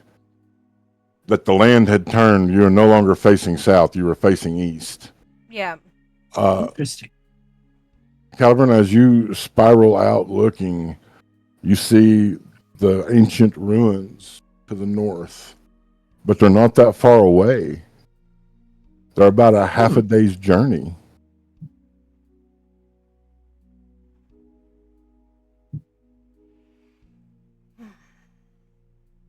And where is the cannibal camp from where we are now? You don't see it. All right, I come back down. No sign of the cannibal camp. The temple ruins are about a half day's travel north. That's We're where the headed compass back is to- pointing. We're headed back to the ruins then, huh? Looks like it. I Okay, really this place just gets weirder and weirder. Yeah, I really hate this place. We could have just kept walking Yeah. towards the ruins. Okay. Elendar, It's fine. Yes. make a perception check. We 23. You happen to look down and notice that grass is growing under your feet. I mean, not to alarm anybody. I don't know why this would alarm, but in this place it seems like it would alarm people. But we're walking on grass now.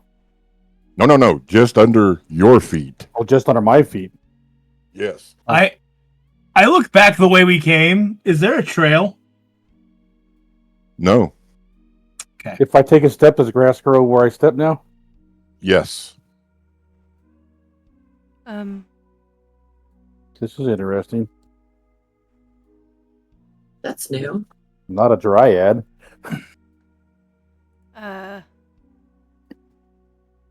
Ethereal Pursuit. 1 Okay. mile. Nothing.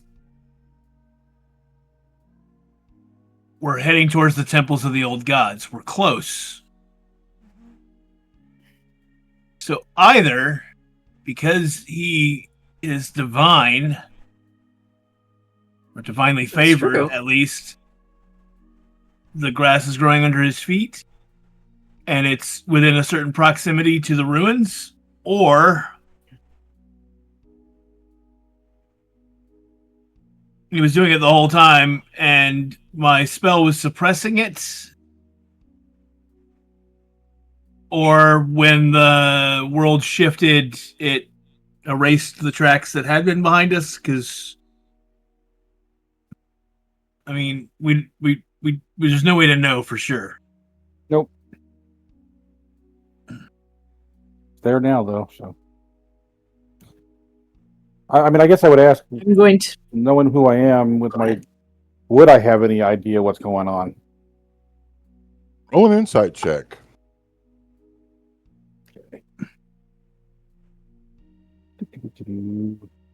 I have that at advantage.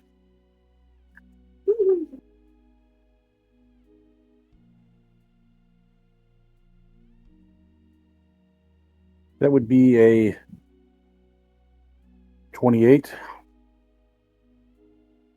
according to the history of your tribe of elves, the plains and forests were brought into existence by the elder elves dancing, and everywhere they stepped, grass grew. There's something about this place that harnesses that divine residual energy that travels in the elf that you are, that is causing grass to grow beneath your feet whenever you step. And I will kind of relay that in the story, kind of like a story to the rest of the group. That is probably my connection to the Elder Elves. Cool. Fascinating. You know what? Let's minimize that as much as possible. Yeah, That's not not a trace lasts for an hour, and it says that as long as he's within my 30-foot emanation, it will cover him. So even though he was outside of it for a minute and I come back, it should re-affect him.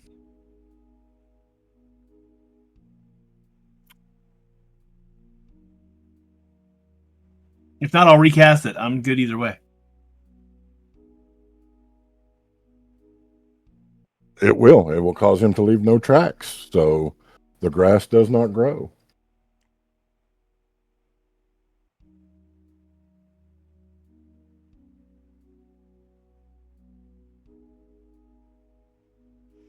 All right, let's make time. Yeah. Roll that D6, Calvin.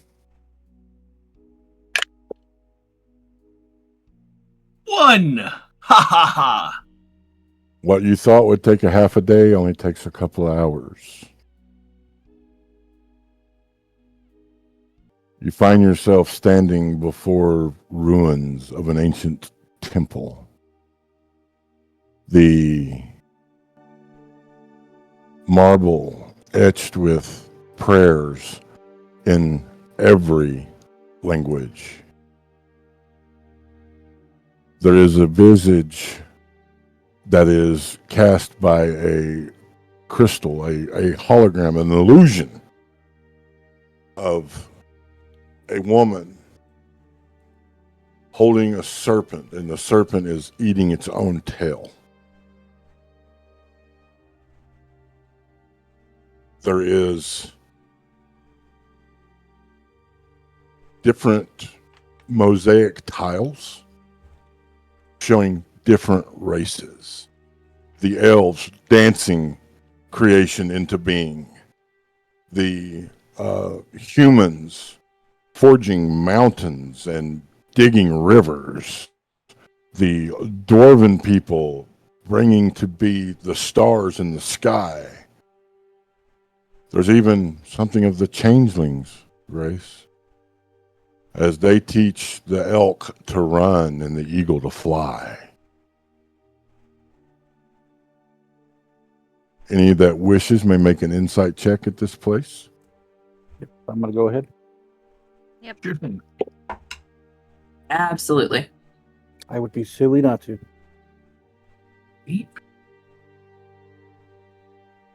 All right, we're going to go backwards this time, Grace.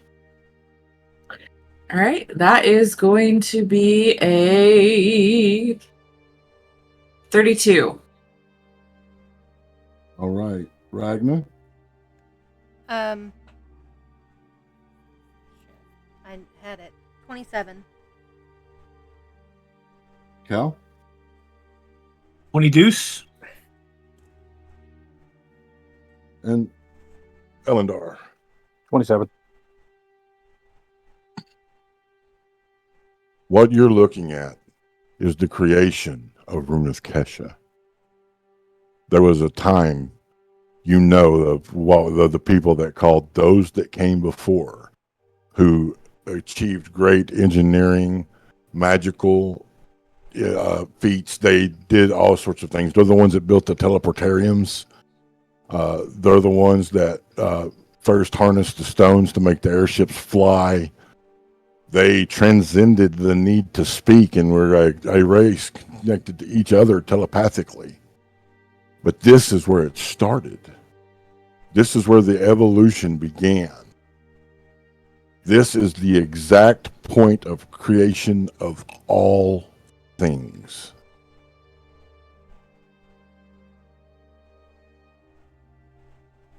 Oh, I don't like that. Oh, I love it. I don't like that the exact point of creation is in ruins. I don't like that Antivar was coming here. Exactly. Yeah, you make a good point, actually.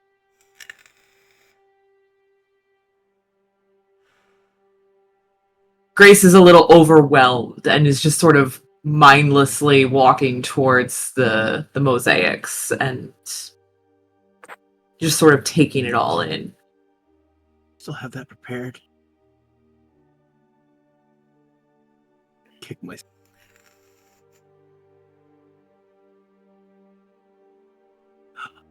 I do have it. Oh, I'm so smart. Debatable. What you got? Lasts for an hour. I cast Locate Creature. Okay. I name Antivar Lavray. Nope, he doesn't come up. Okay. Well, it's on for an hour, and if he gets within 1,000 feet of me, I'll know. Alrighty.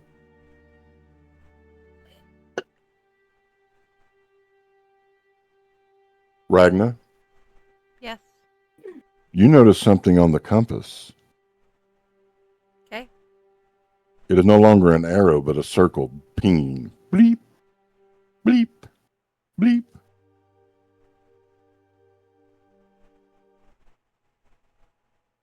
Weird. Now it's just it's not an arrow on the compass, it's a circle. I would assume it's the circle is Antivar? Is there a general direction? This circle is like in the gradient with a compass, you know? Is it Just a little ways ahead of you. so still north? Like Yep.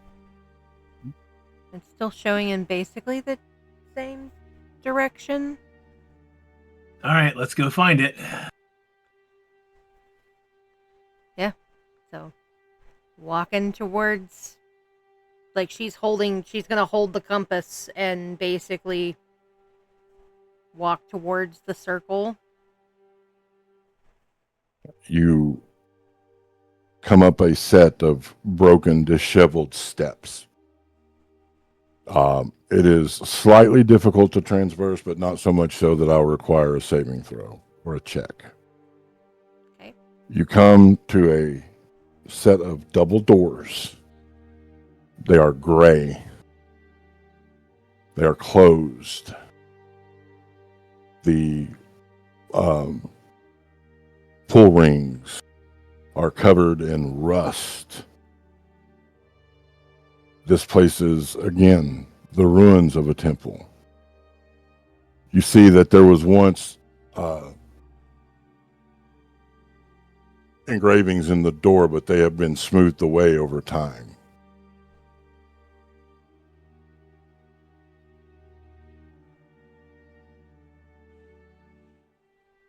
Check the door. Lock, trap, whatever. Yeah, I'll All right, investigate it. investigation.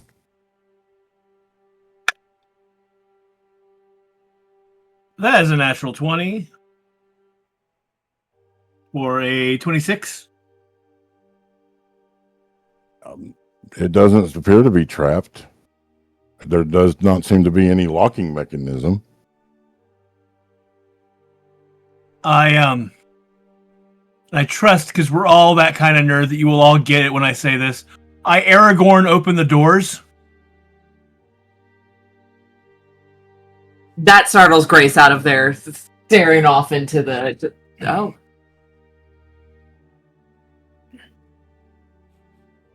So 3 things happen when you, Aragorn, open the doors. The first is the doors fall off their hinges. A little Really? more dramatic than I was hoping for, but all right. Secondly, when they fall, they bend. It is at that moment that you will realize they were made out of lead. The compass will make a loud ding as your locate creature picks up on Antivar about 600 feet due forward.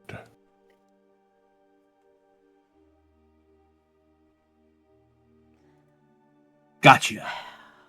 That sounded important. Yeah. I draw my bow. You have to break the doors. Is there anything I should know about Antivar? He sucks. What does he I'm fight with? prettier. Have we fought him yet, or have you guys fought him yet? Eh.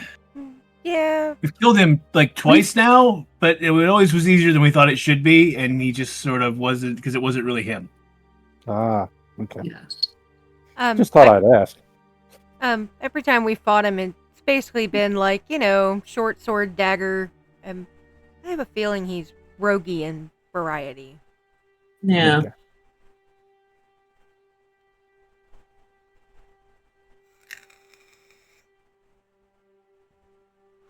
And just when I was starting to enjoy the scenery. He did a lot of Well. backstabby stuff last time. He did. Oh, and he does this fun thing where he turns invisible and stabs you. And by fun, I mean I would like to return the favor. Why wait? I Yep. start in. Bonus action Elder Knight as she walks in. And you're muted.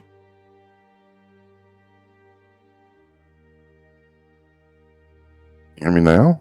Yes. Yep. You know. Yes. I wasn't muted. My cord come unplugged. Oh, Oh. well. That'll Form do of it. mute. Boogans. Form of mute. It's morphin time. We're going to go ahead and take our second break here. We'll take No. another 10 minutes. Fine. And see if y'all can catch up to Antivar. Wasted. We're trying to grab ass him right now. We'll be back. All right. We'll be back, guys.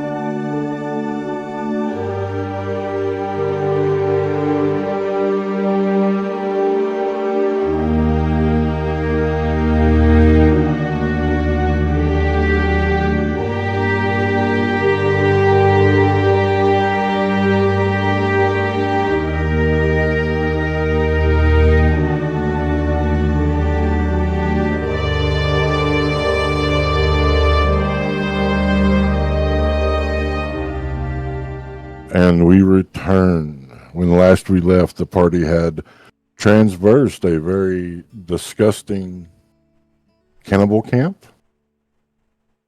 They had watched the earth around them change. They had made their way to the temple ruins and found the actual place of all creation.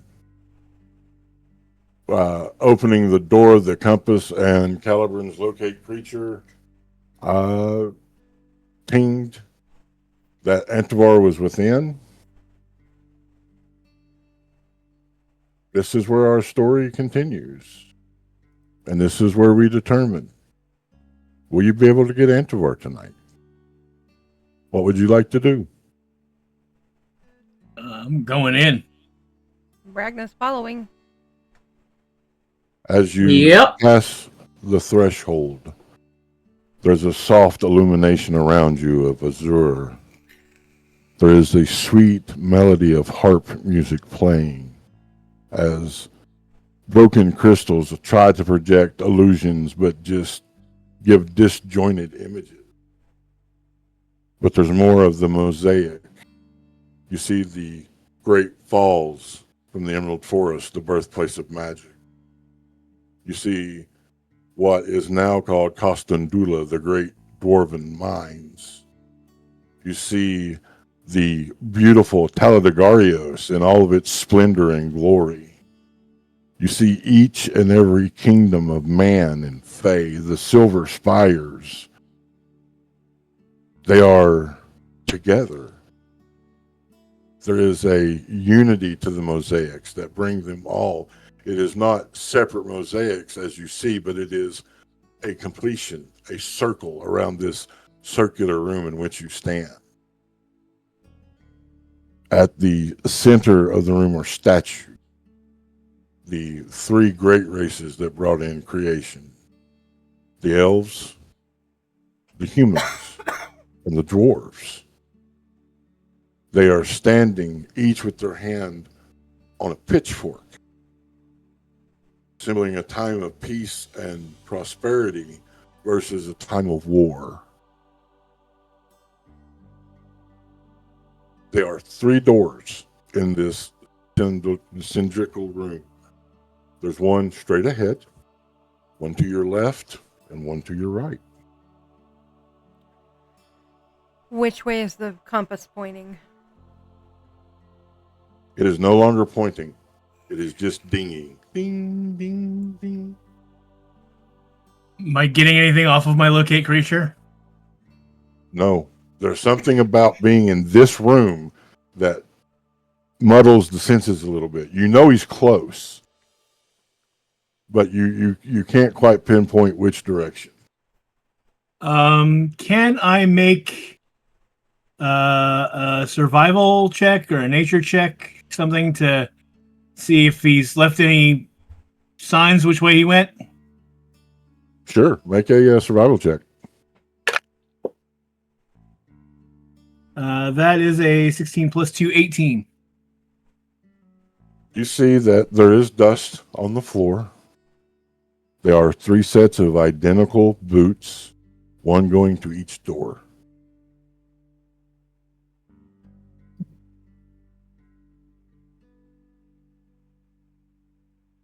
I relay that information.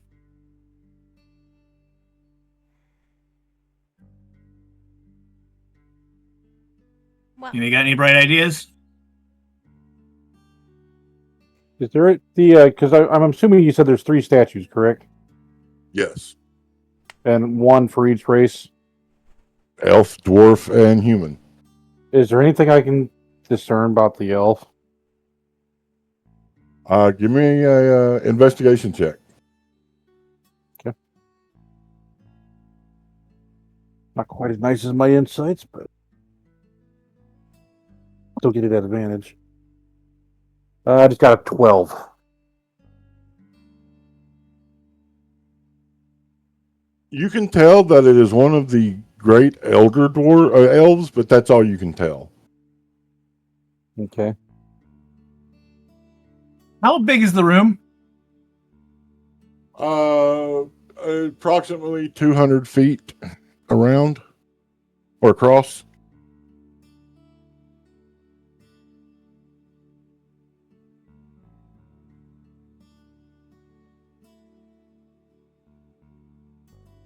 I think Grace is going to just. Go ahead. No. Well, while you're doing whatever you're about to do, I'm just going to take a circuit sort of around the periphery of the room. That's what I was going to do. Yeah. I'm particularly using what is it?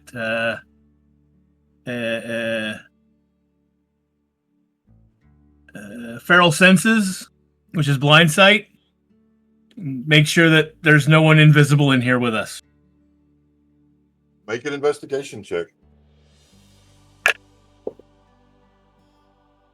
That is 9 and 6 is 15. 15. Okay. And Grace, what are you doing? I'm literally walking around the room investigating.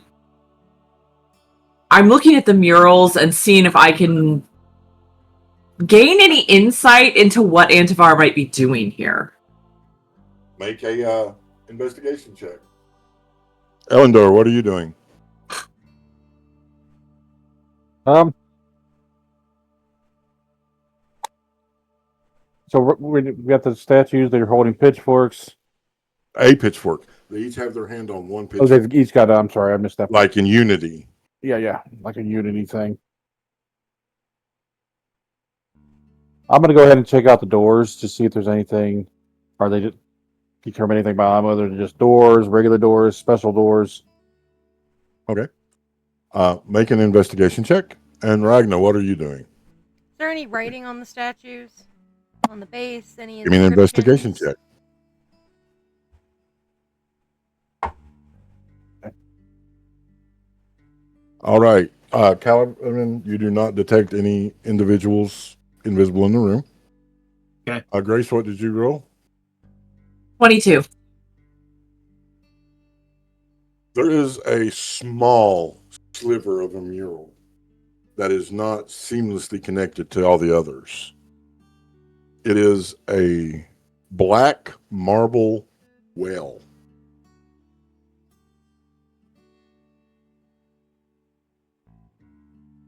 Okay.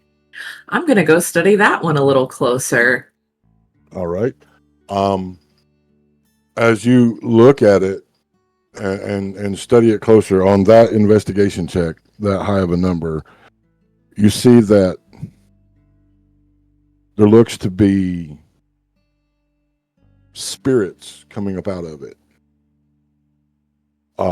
As you adjust your eyes and you have to squint, you see that the mosaic is slightly off color to show that the spirits are going into what appears to be bodies. Interesting.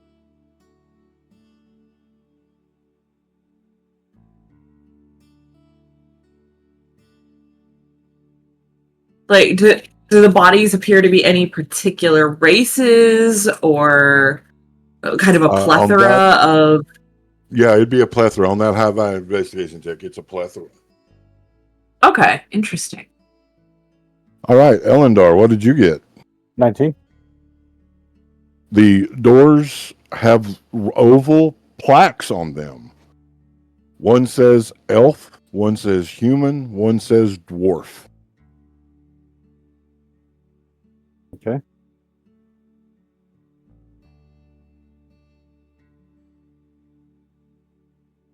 Do they coincide with where the statues are? Kind of like, Yes. in line. Yes. Okay. And Ragnar, what did you get? 16. We three stand together. We three stand strong. But we must be divided to reach the well and throne.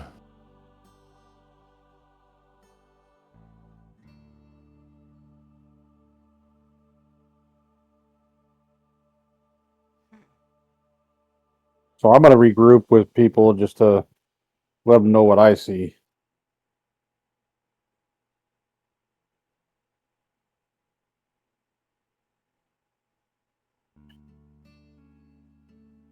Yeah. I'm assuming we all kind of share what we've Yeah. Ragnar would Kind of have read it out picked up when on. he found it.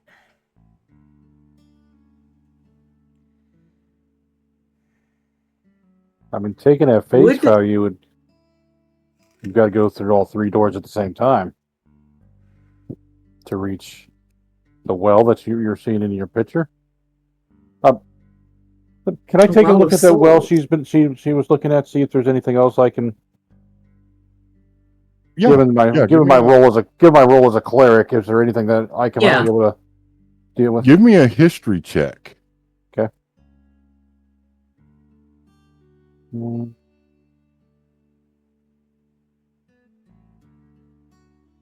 Well, Can I look- yeah, that was a 1. It's probably got good water. Good water there. Forget the spirits coming out of it. It's good water. Very Can I refreshing. take a look at it and argue Good for the soul. for religion Sure. instead of history? You was in a monastery. Yep. That is an 18 plus 7. 25? Yeah. 25. You remember some passages in some old tomes that you all had to practice copying. And it talked about a thing called the Well of Souls, where life was born. And that it was a black stone well that the gods had dipped the spirits from to fill the land, the people that they created. Yeah, Ragnar would let everybody know that while they were looking at that. Oh, there you are. Sorry. I wasn't. Yeah. Ragnar would let everybody know. So yeah, I think you're right. It seems like, we have to go through all 3 doors. The only issue Here? Oh, go ahead, sorry. Nope, go ahead. No, what were you going to finish what you were saying? She would just be like, the only issue is we obviously don't have a dwarf. I'm not sure that matters. Does it have to biologically be a dwarf, or could it just look like a dwarf? Here. Is there any way that I can... The 3 sets of footprints that were here when we got here. Okay. What about them? Can I determine how old they are? Yeah, give me a survival check.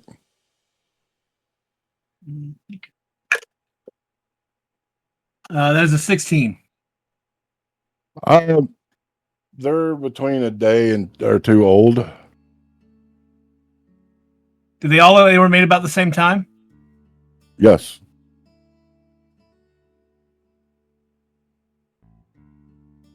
Fuck. I think there's 3 of them here. We fought copies of him before. I think he's got some sort of copies. Heard of wizards who can do something like that? Yeah. What it sounds like. Yeah. So the odds are there's one of them behind each door. Probably. So I think we need to separate at least 3 of us to go into each door. Is that what we're gathering? Sounds like it. For obvious reasons, I'll take the elk door, but Ragnar, I think you need the human. And, well, if we need a dwarf, I suppose it's only for a few minutes. It is one of my least favorite forms. And Grace will shapeshift into a dwarf. So, Calibran, you didn't know that they were a changeling, and Eldar, you didn't know they were a changeling. Yeah, no. Oh, yeah. I Yeah. guess I should have told you guys that a while ago, Oh. but I mean, No, no, no. Yeah. I don't think I I did know. know that Yeah, Grace was a changeling. Yeah, Calvin did know. Because Calvin Grace did and yeah. switched bodies. Oh yeah. Yeah. Okay. Though that's gonna be a weird memory now because I don't remember the Yeah, existence. how does that work? There was a You don't time remember it. where I was just. Oh no. So Cal, yeah. If Cal. Oh, wouldn't so yeah, remember it- Calibrin doesn't remember. Oh, okay, yeah, then I don't know. Yeah. All right. Okay. Ludo. Okay. Cool. Do a little bit of a double take. It's like, look, I just got here. I guess that works. Oh yeah, I guess this never came up, but I mean, since we've been traveling together long enough, I guess it's cool. Yeah. I mean, Surprise. I've known, but I figured it wasn't that big a deal, and I wasn't going to out them. All right. Not a deal to me. I mean, you're some of like congratulations, you and like 3 other people now. All right. I'm the fastest, so I guess I'll hang back and go wherever I'm needed. Okay. We're all set on what we're doing here. Does anybody want I guess- Haraza to go with Pulling you? up their sleeves.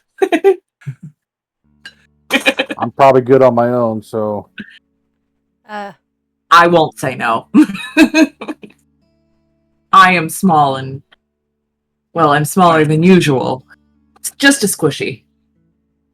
All right, Haraza, protect Grace. You're with No. them. What? No, Why not? can't interfere here. All right.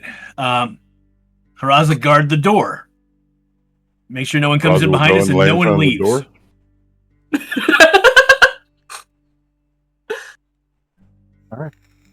on the count of 3. yep. Let's do this. Do a 1, 2, and a 3. And I open You my all door. open the door at the same time, and you behold each room is different. So will the 3 of you please roll a d20 so I can see where to start? Actually, cancel that. You're not here next week, Grace. Is that correct? That is correct, yeah. I will start with you. All right.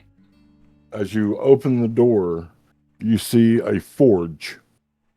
There is the forge itself, the billows, it is burning. You see an anvil. You see various hammers and tools. You see weapons glistening on the wall. You see raw metal waiting to be turned into something.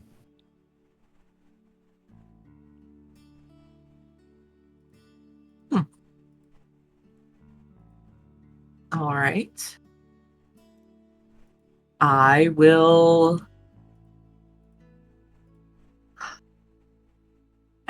Can I make a history check to see what I know of dwarven stories of creation? Sure, you're a bard. You're a high-ranking bard. Yeah.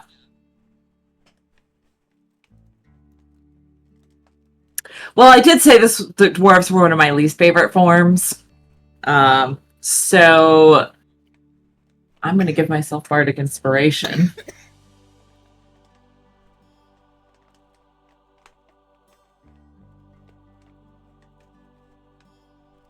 That's going to be 18. The dwarves have always said that they were forged from diamonds, rubies, and steel in the great forge of the heavens. Okay. I am going to look and see what sort of materials are in the room. Stepping fully in, the door behind you closes. Calibrin, outside, you see the dwarf statue turn, facing the dwarven door. I relay that over the Wispinator. You all will not hear it. Oh no. As you go in, you see there is, from what little you know of metallurgy, mithril is really easy to spot by anyone. And there is just an epic fuck ton of mithril. There's a king's ransom of mithril here.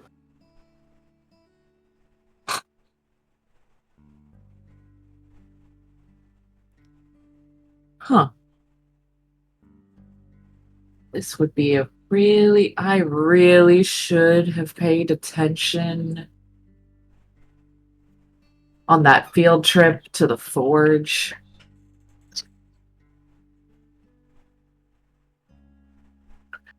As I walk around the room, I don't know if this would be insight or investigation to see if anything else stands out besides the metric fuck ton of mithril.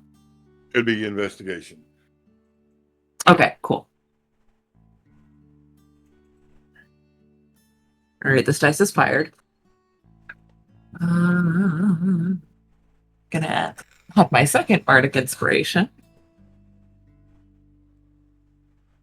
Okay, cool. 16. 24. There's a single golden glove laying on the table. I'm gonna pick it Like up. a metalworker's glove. Okay. I'm gonna pick it up, examine it, and slip it on.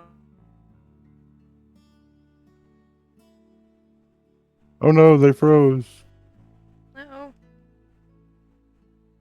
On my weirdly short and stubby hand. And it froze. All right. You're back. Yay. Yay! Roll a D100. Okay. 82.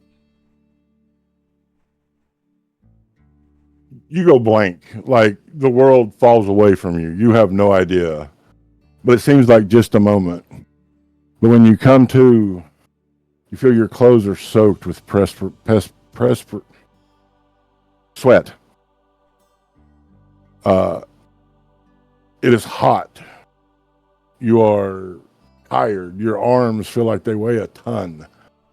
And laying on the anvil before you is a mithril warhammer. One like a cleric would carry.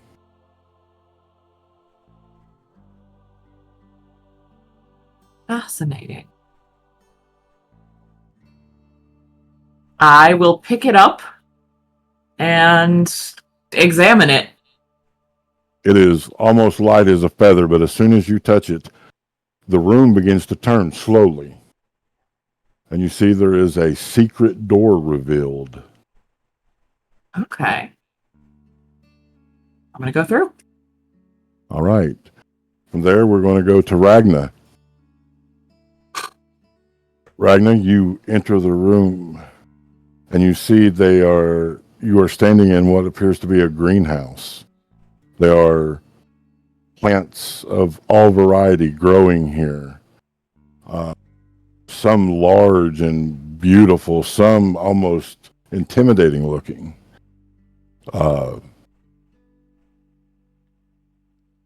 There is potting soil in pots. They are trowels and other implements of gardening. This is a peaceful place.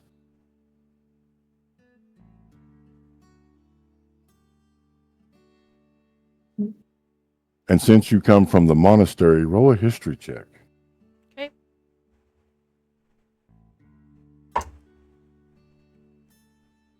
That's a 22. You remember reading in some of the older journals that the human elders believed that they came to be by the gods planting them in the soil and them growing.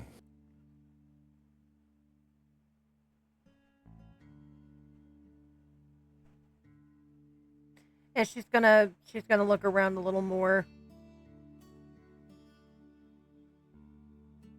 Give me an investigation check.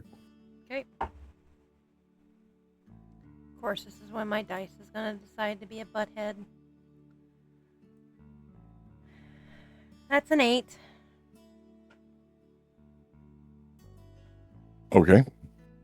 You see on a table, the DC was only 5 for this, a pair of white gardener's gloves and a hat.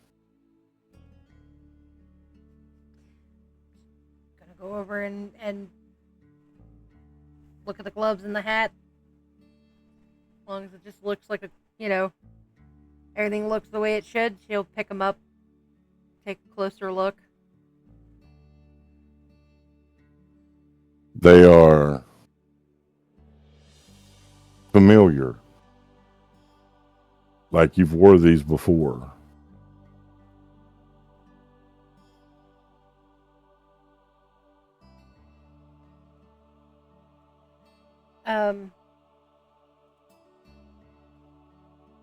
Okay. She'll put one on. Okay.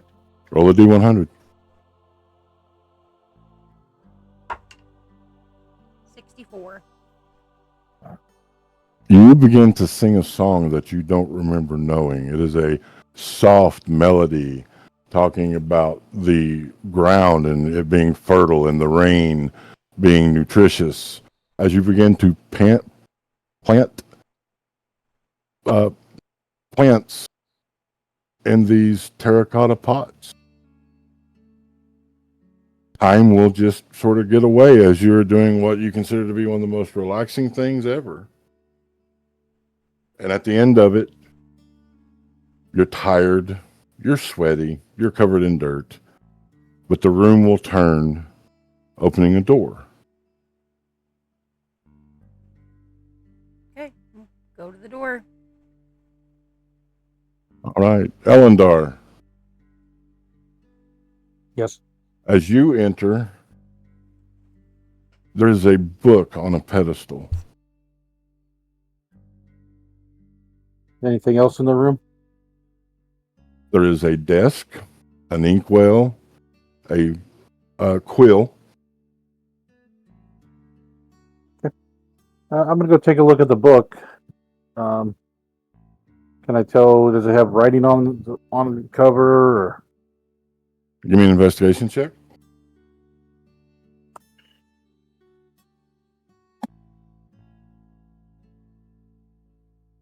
12? It just says journal in Elvish. No, okay. Good jobs. Go ahead and open it up. The front page says, record your journey so others may find their way. Is there anything else inside the... No. It's just empty? Yeah. Okay. I'm gonna pick up the book, I guess. The journal. Okay. And I'm gonna go Roll over a to the desk. D100. All right. Roll a D100.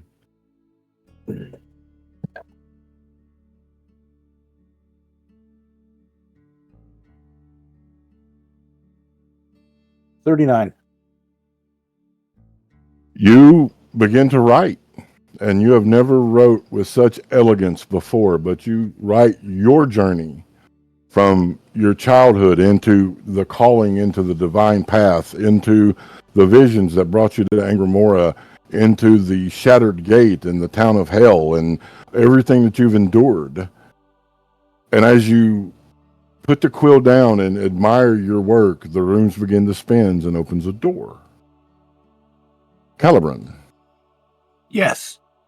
as you're standing outside, the mosaic with the well raises. There's a doorway.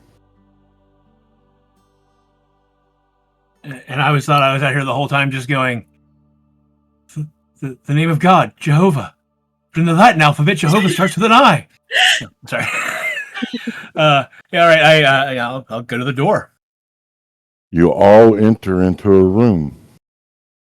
there is a throne of diamond on the left-hand side of the room. This room is only 20 by 20. In the center is a black obsidian well. And standing there, stroking his goatee, is Antivar Livray. I cast Hunter's Mark. Okay. I shift back into my favorite form. Okay. This is nice. Yes. Go to bed.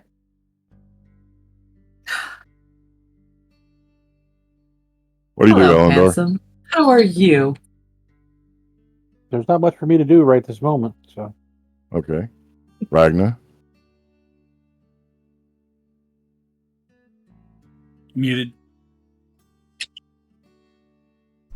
Ragna's ready. She just stands ready. He looks at each of you. And Grace actually says that. Hello, handsome. How are you? Well, hello. I see you found me. Too bad for you. I know you each want me dead. I can see it in your eyes. Well, maybe not you, holy man, but you will soon enough. You see his other hand is balancing a black stone on the edge of the well. If this falls, there's trouble to be had. So if you strike me down, well. But I give you my word, part the way and let me pass, and I will not drop this in the well.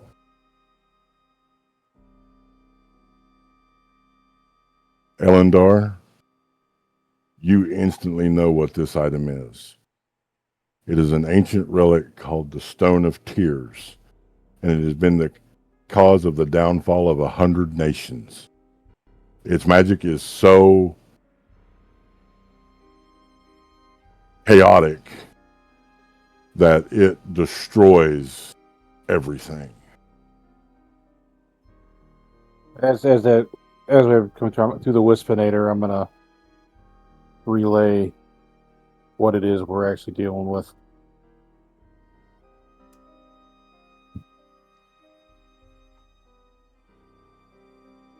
And what's to stop you from just letting it drop anyway? Isn't that what you're here for? Chaos and destruction. Oh, no. I have a very organized and assembled direction in my life. And what's to stop me is my word. I've always kept my word.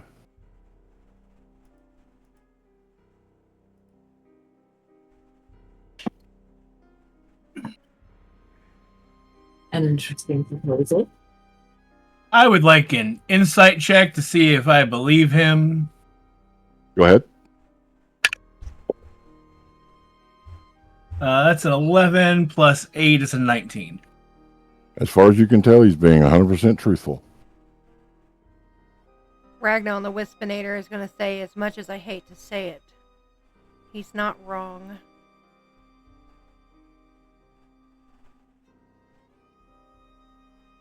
And if we let you go, what then? I go about my business. Y'all, I'm sure, will continue to hunt me down, and eventually we will come to a place of impasse where we must fight to a glorious, bitter death. One party defeating the other. I rising up to my rightful place in the divinity, or being cast down into the underworld.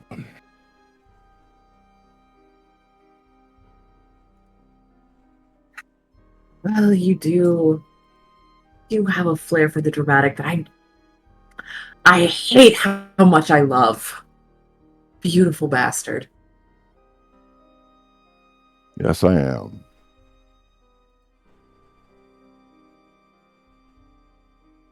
And Grace will kind of look at the others. Well, this does seem a rather dull play. I don't know how I feel about bringing an end to everything in the beginning of it all. Seems a little gauche. Shall we let him pass today? Yeah, it feels like we are in a standoff here. Mutually assured destruction. Mm-hmm. If he drops the stone, he's dead before it hits the well.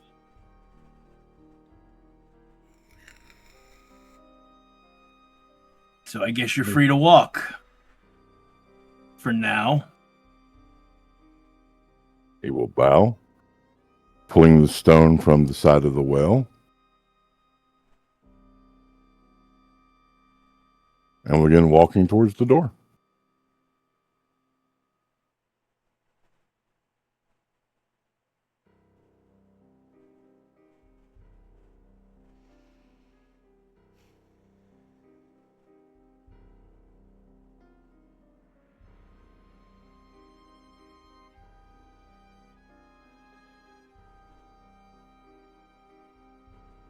I mean, with who I am, I've got to let them pass. I can't.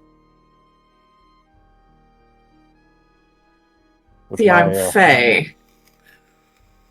And I let him pass. I didn't say how far.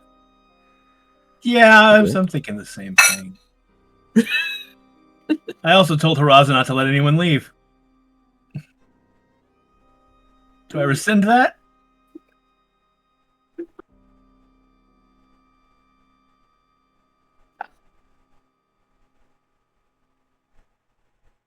Well, what are we doing? I think I need to make a will save All right, roll a con save. against my Fae nature. Okay, I'll set the DC. It is set. Go ahead. Don't tell me. Okay, cool. I'm not. All right. You said con. This would be a will save. Okay, cool. Okay. That's not very good. So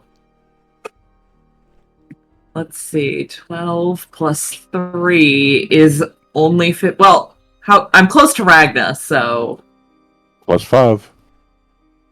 plus 5. So that's a dirty 20. You are able to contain your Fey instincts. Okay. I don't stab him in the back. This time.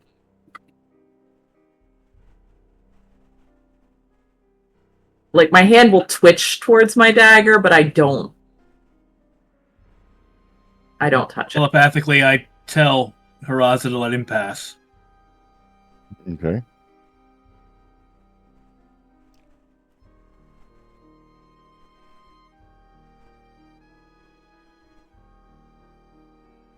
Ragna?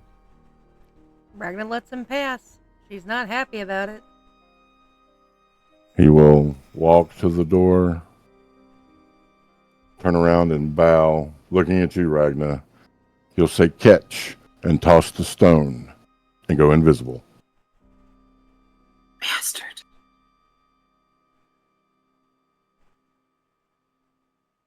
She'll try to catch it. Make a dex save. Or a dex check. Bardic inspiration to you. It's a D12, right? Yes, D12. Okay. Here, when he would throws the be- stone, how far away is he? Just to the quick curiosity. About 20 feet. Cool. What'd you get, Ragna? 25.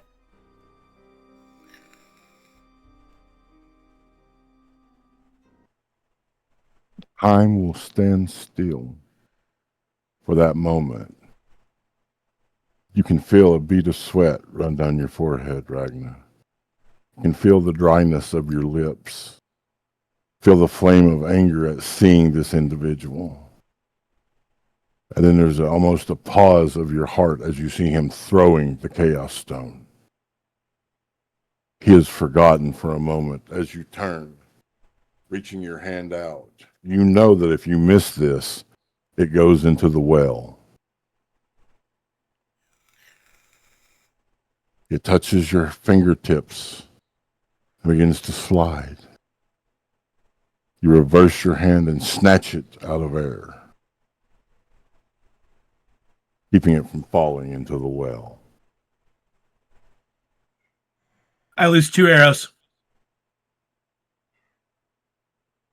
Okay. You pull out your arrows and your bow and begin to fire. He's within 30 feet of me. I know exactly where he is. I have blind sight and he's hunter's marked. Okay, go ahead and make your attacks. First attack is a 19 plus 13 is 31.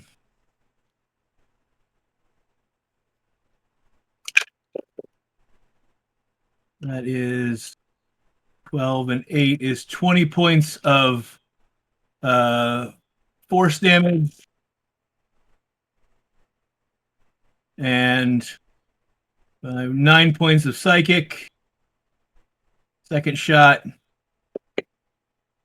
is an 18 plus 13 for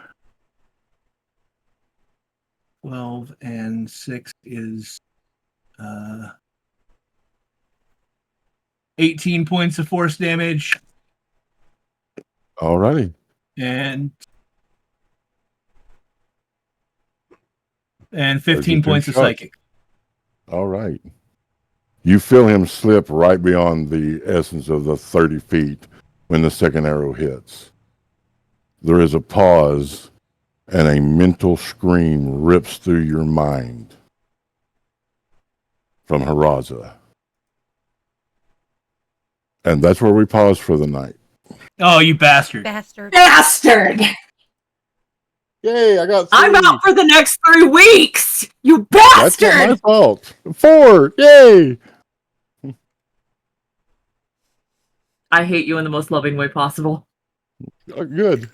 I hope you all have enjoyed tonight. I hope it has been appropriately creepy and spoopy and infuriating. Mm-hmm. Bastard. Let's go ahead and remind folks of who we are and where we can be found. Hiya, this is Ames. I was playing Ragnamas, and you can find me on Twitter, Blue Sky, and Moonbeam as Lolly G Fifo. Hi, gamers. I'm still Locke Clark, and I was Caliber and Swiftfoot. You can find me all over the social medias at Locke Unruly. That's Locke with an H. Hello, lovelies. I am Ash the Phoenix. I'm bouncing around the internet as Ash the Phoenix, and I was Grace the Bard. And I'm Ricky Sparkles and Eleanor Solarian. I still don't have any social media, so. And I am Tyr the DM, the world's okayest DM, and you can find me on Blue Sky and Moonbeam at Tyr the DM and over at X at Tyr_the_DM. Remember, love each other. Be kind one another. We want to wish you all a happy Pride. Be safe out there, but have fun. And if you're not in a place where you can come out yet, take care of yourself. You'll get there. And if your family has abandoned you, we're your family now. I'm that crazy uncle. I give good advice, tell you to take your meds, drink your water, and I give good hugs. With all that being said, I'm Condad. love and inclusion, these are the torches that light a path to a better tomorrow. Come join us and be torchbearers. And until next time, live a life to make yourself proud. We love you all.